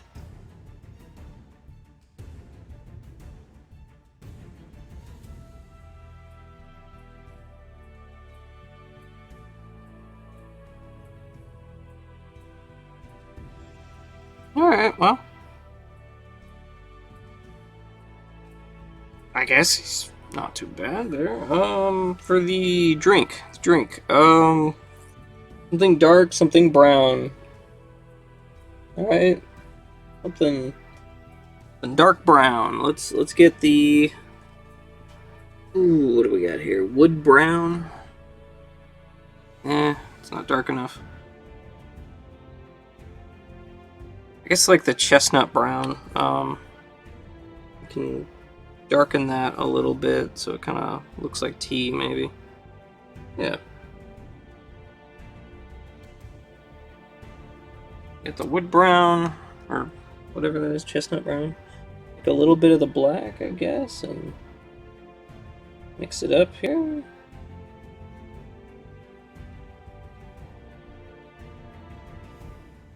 A little bit more.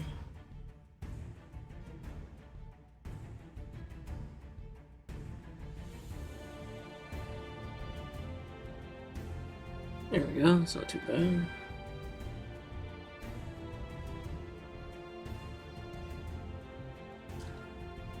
Okay, now let's get this here.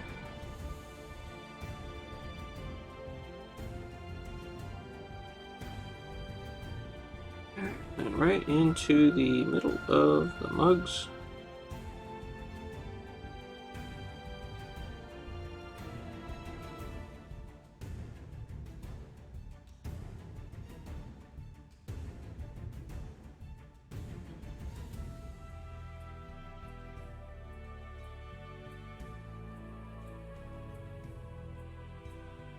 There you go. Not too bad. Not too bad there, eh? I could probably put something else on there to brighten it up, but... Yeah, I don't know. I mean... Sure. Alright, let's do a zoom in so you guys can see. Maybe you can see Have you or will you do a cooking stream? Nope, never done a cooking stream. I don't know if I would, but...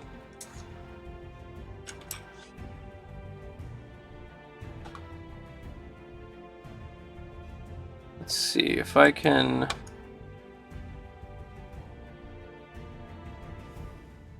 Let's see if I can adjust the focus at all here.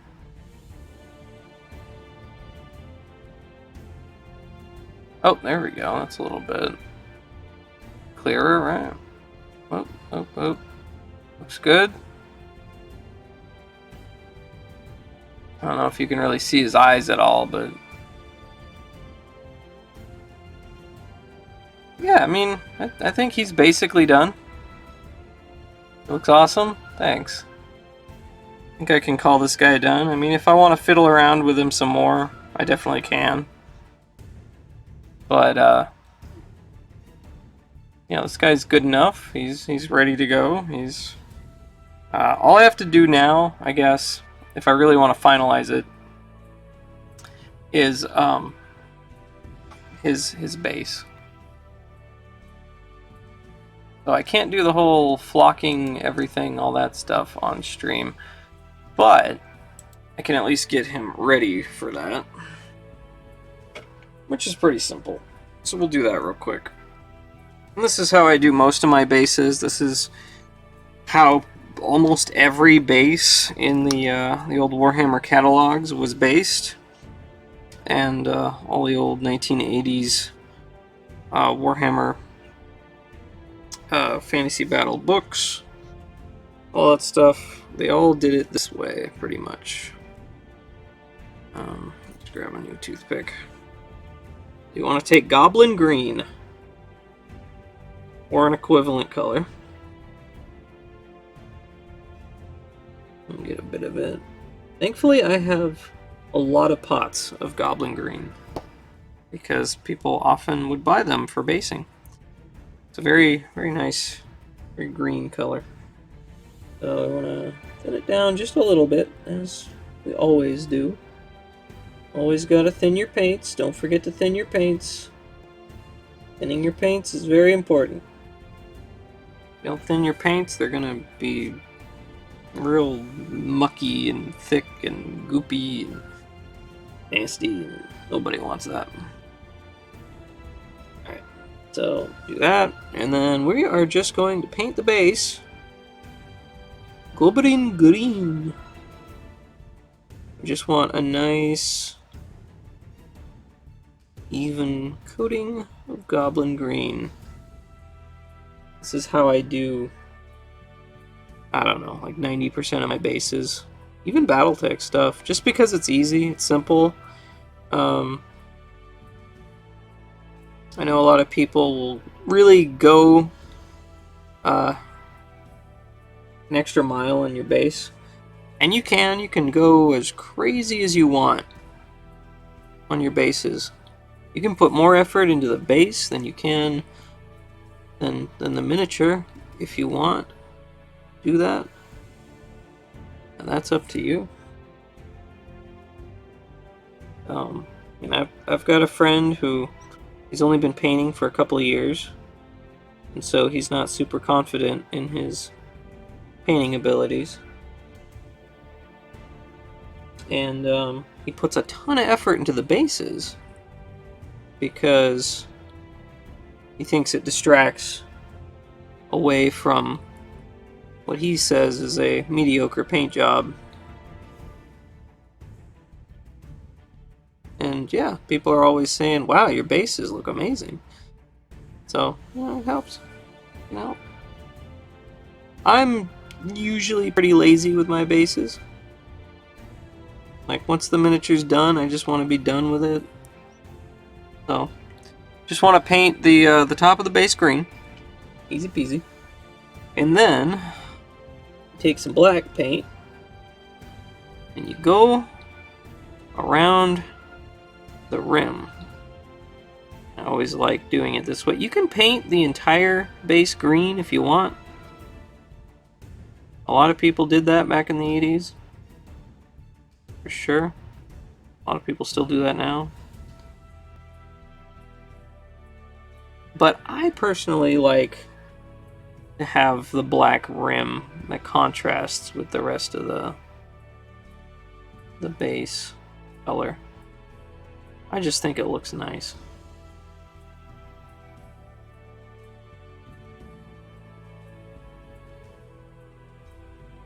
Usually want to do a few coats of the black. And probably make a mistake like I did and get it on the top a little bit, but it's okay because, you know, the ground's not going to be perfectly one color. And you're going to put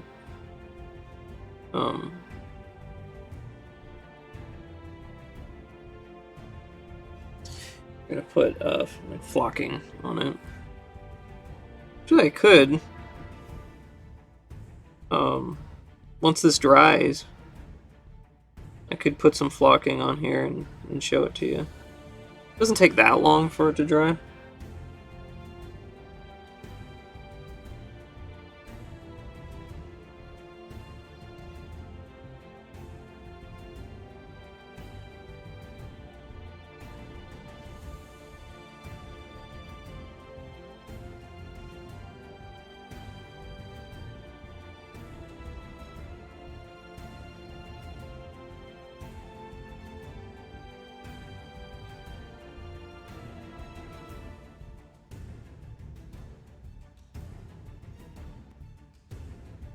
It's beard.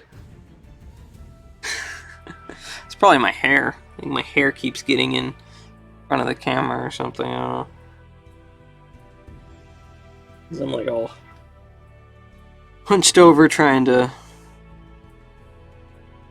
see this.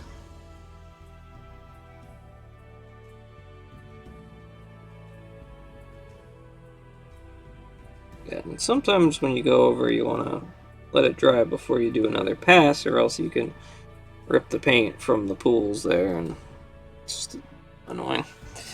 But basically, this is that's how I do all my bases, really. And then I'll put some flocking on there once this is all dry, and then we can see how he looks when he's all done. And yeah, you could definitely spend another like 8 hours on this figure. I definitely have done that on a lot of them. I put in lots and lots and lots of time, and you can do edge highlighting, like the bronze there. I could get like a lighter copper, I could even take like the gold or something, and just do it all along the edges, all the sides and edges and stuff, which actually would look pretty nice, I think. You know what? While we're waiting for that to paint or that to dry, let me just. I'll show you. So let's get a little bit of gold, and then you just take this guy here, and we're gonna zoom out because I don't think you'll be able to see it anyway. But I'm just gonna take the gold and we're gonna go around, just brighten up the edges here, and it just highlights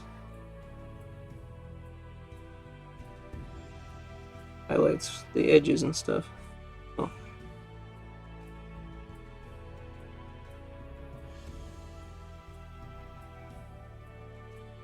And I mean, you could just go crazy with this if you wanted. I'm not gonna do like a ton of edge highlighting here. I just kind of want to maybe show you a little bit of how it can really have a neat effect and kind of brighten things up.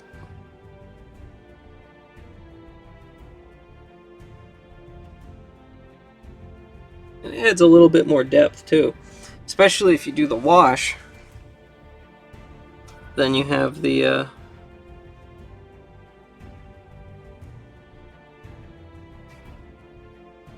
you know, the dark recesses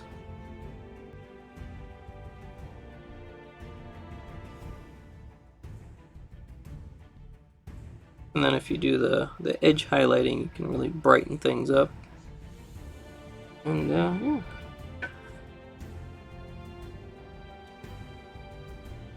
Yeah, they contrast well.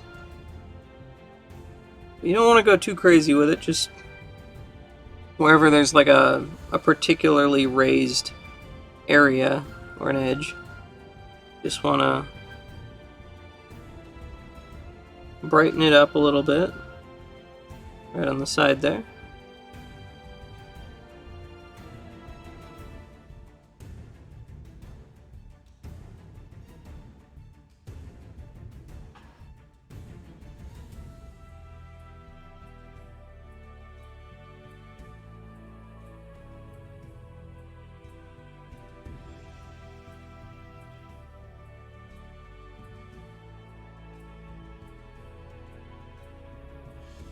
I may even want to do a little bit of the edge highlighting with the silver. Just a little. To make the platter just seem. That's the bolt gun metal. Keep grabbing the bolt gun metal. What's wrong with me? Where's the silver? Where's me silver? That's the dwarf bronze. That's the shining gold. There's the silver. Yeah.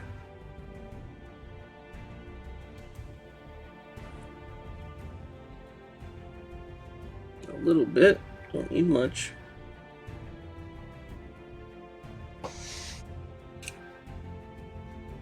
It's good to do with like a really small brush too, because you really don't want to put on a lot of paint. Just like right here on this edge of the platter, we can, yeah, it just really brightens up the corners and the edges.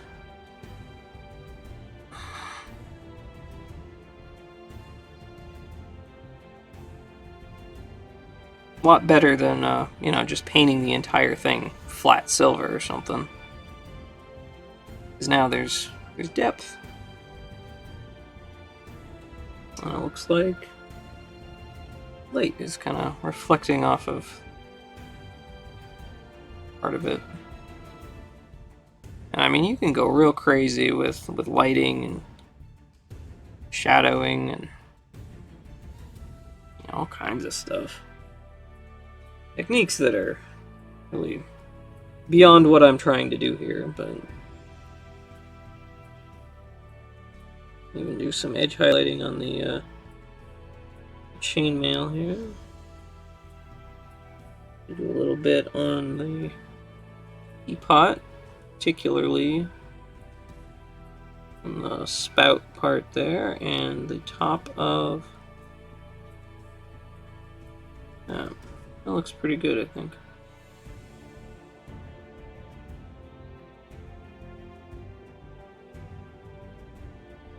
Yeah.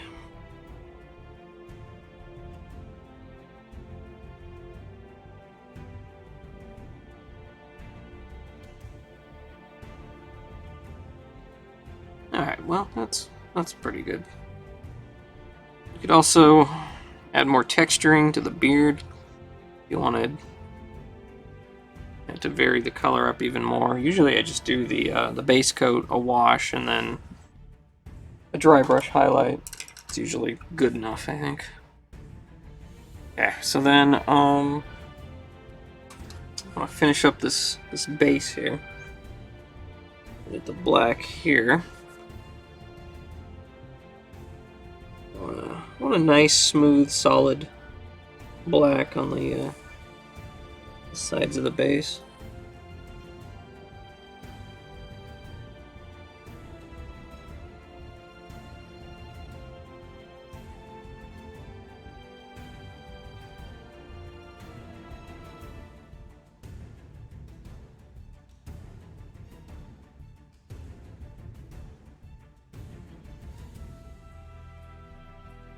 Which this looks pretty good, I think.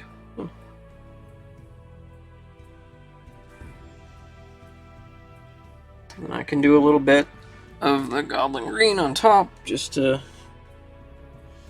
clean it up a little bit on top.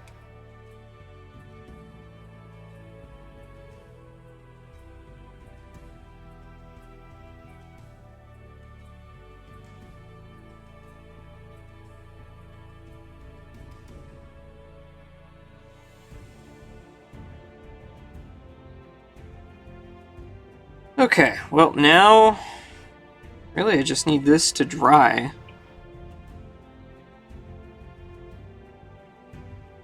And then I can go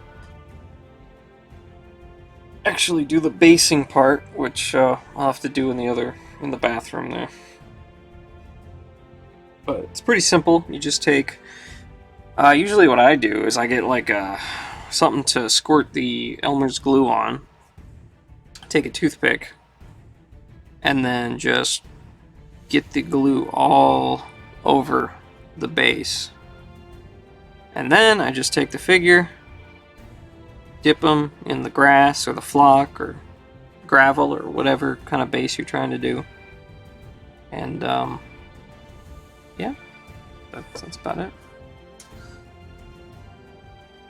Have you ever had a beard? No, I've never had a beard. Ready to buy your painting DVDs? Where do I find them and how much? I'll have to make some, I guess.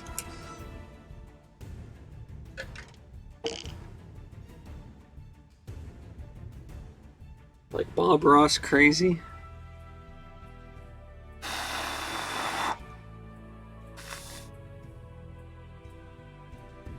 You can blow on it to try to make it dry faster.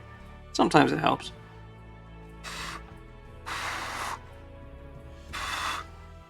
Now the tricky part is going to be getting him off of the blue tack.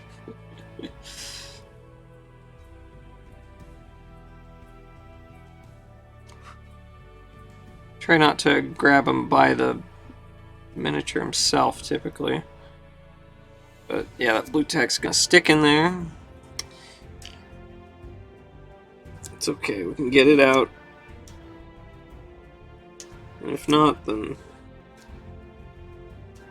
it's alright. No one's gonna look underneath, right?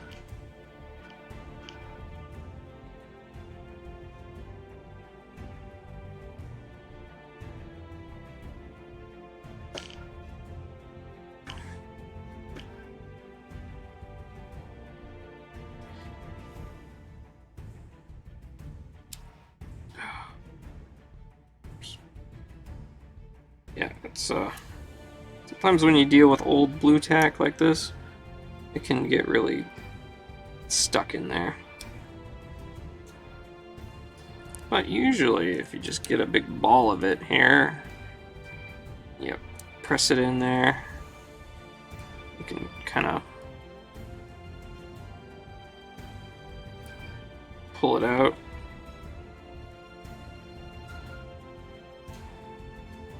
A little bit of a pain, but if you can't get it all out, it really doesn't matter. In fact, it probably keeps the miniature in there. Helps keep him in there. Okay, so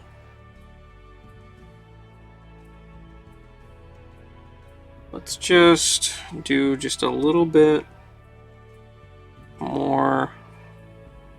Did I put?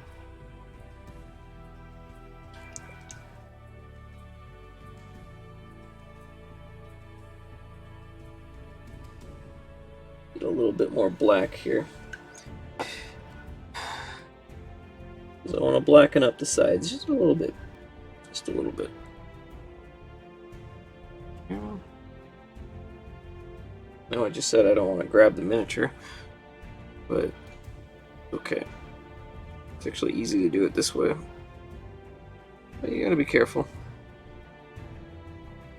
I usually try to finish it up before I take them off. I don't have to do this.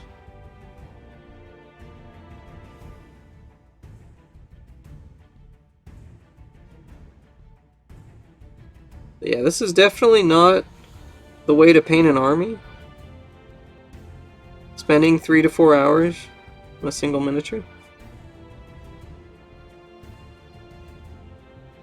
But it is a lot of fun.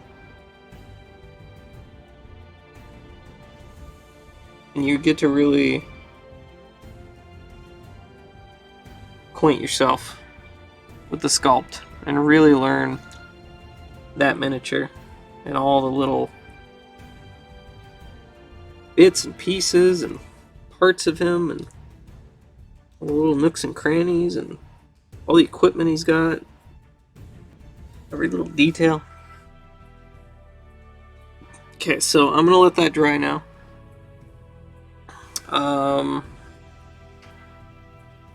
I guess while that's drying, I'm gonna go clean my brushes. And then we can flock him, and I'll try to show him to you guys so you can actually see him. But yeah, I'll be right back. Gonna clean my stuff.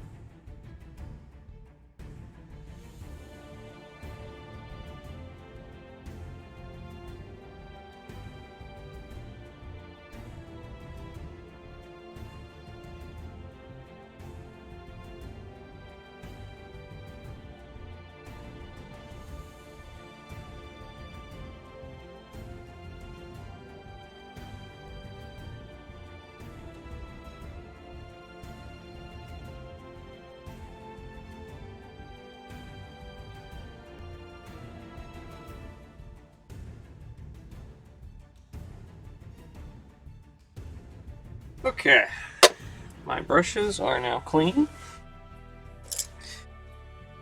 should always clean your brushes. Very important, especially if you have nice ones. I use the Masters Brush Cleaner and Preserver.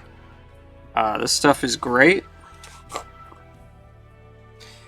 It's fantastic. It does a great job of cleaning the brushes and keeps them nice and firm. And yeah, definitely a good thing to have, especially if you have nice brushes like these Raphael Kolinsky Sable brushes, which I would definitely recommend to anyone who wants to paint to get some nice brushes. You can get started with mediocre brushes, but it really makes a difference having nice brushes.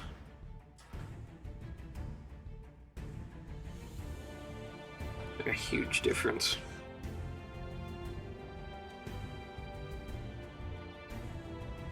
Okay, so brushes are going back in here, and this guy now, yeah, looks dry. Oh, okay, I'm just gonna throw them, I guess. All right, cool. Okay.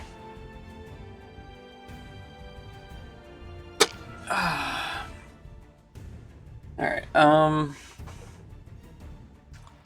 Rush usually says, let's get crazy when he paints. Have you had your playtime limited as a child? What? Did you get that from the year 1880? Oh, this thing? No. No, they still sell this. You can get this at any art supply store, really.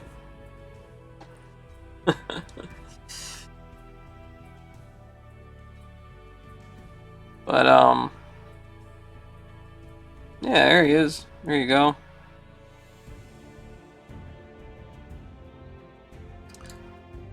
Let me try to adjust the focus.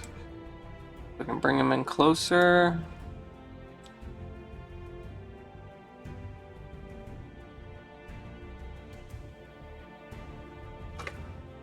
There you go. There he is, basically done. Just gotta put some flock on him. Out more, in more. Oh, there we go. Yeah. Yeah, that's focused.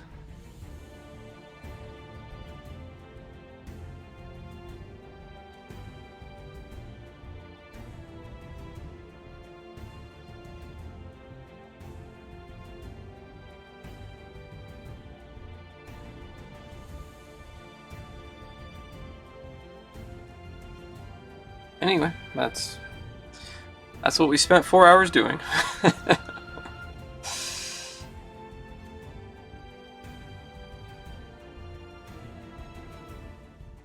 Looks good? Thanks.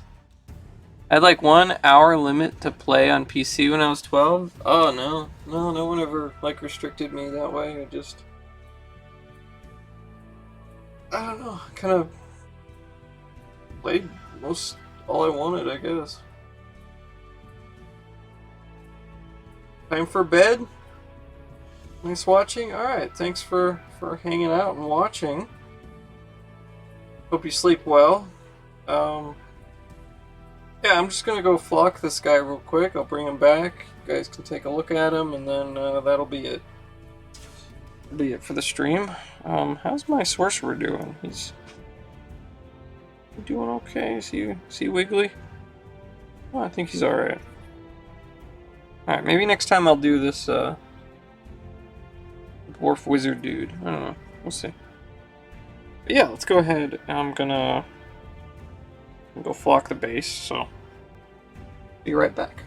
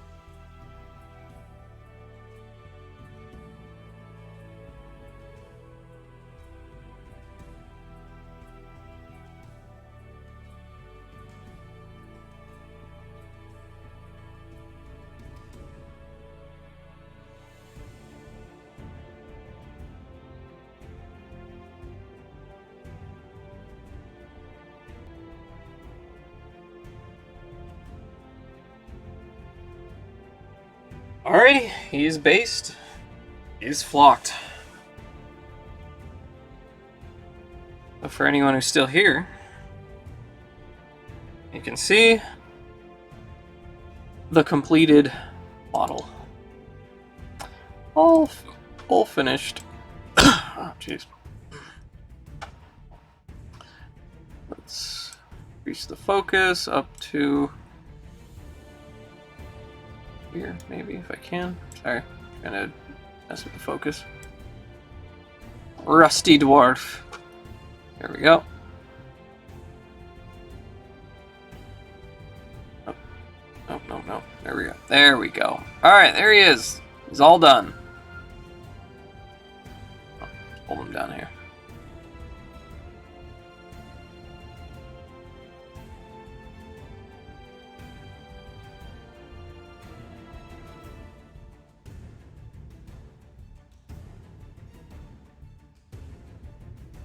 Rusty Dwarf. Rusty Dwarf indeed. Would like some coffee? Yeah, maybe that's coffee in there. I didn't think about that. That could be coffee rather than tea. Coffee, beer later? Alright, well, that's that. And yeah, he can hang out with his fellow dwarves.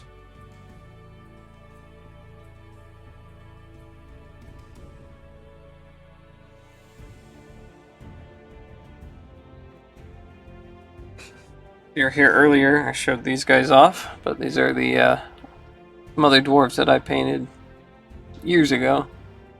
One's got a little map. Hey, you can actually see the map. That's cool.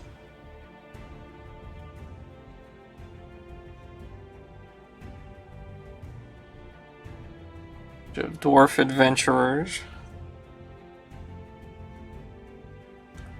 Preparing an adventure? Yeah. I like how this guy's eye came out.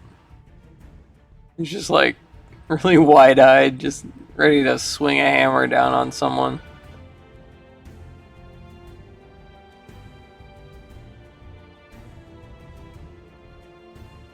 This one actually did really fast. This one was only like a 45-minute job.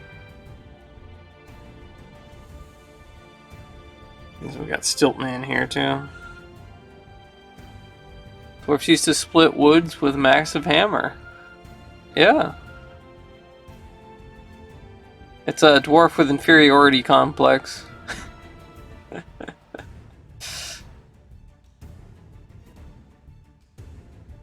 He's got a comb over.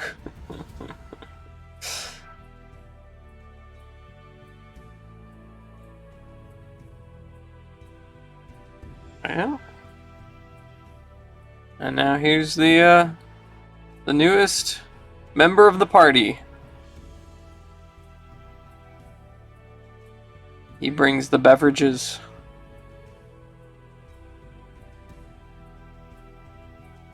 Not too bad.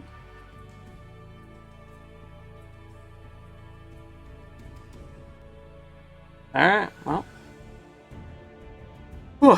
Okay, well, I guess that's all I have for today. Since I'm not gonna go, you know, paint another model. Spend another 4 hours. That's good enough work for today, I think. Looks good? Thanks. I appreciate it. Well, yeah, that's how to paint a dwarf in 4 hours.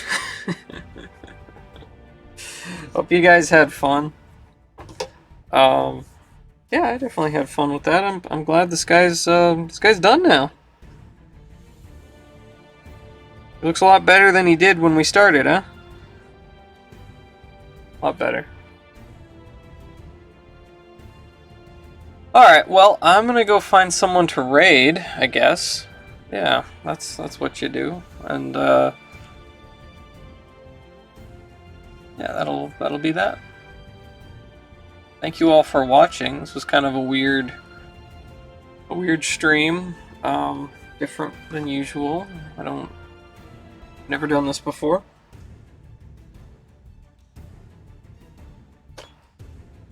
Hopefully you guys liked it. I could do some more sometime.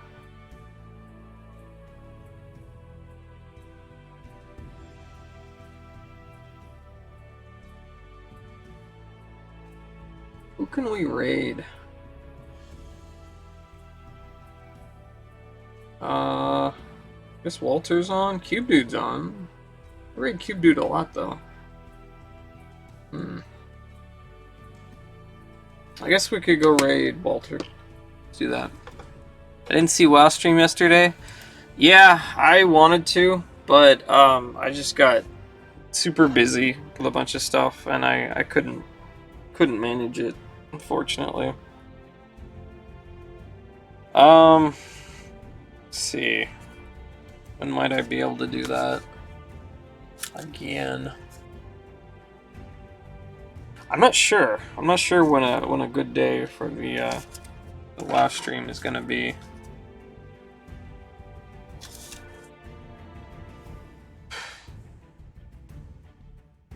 You've been fishing on it? Oh, sweet. That's cool.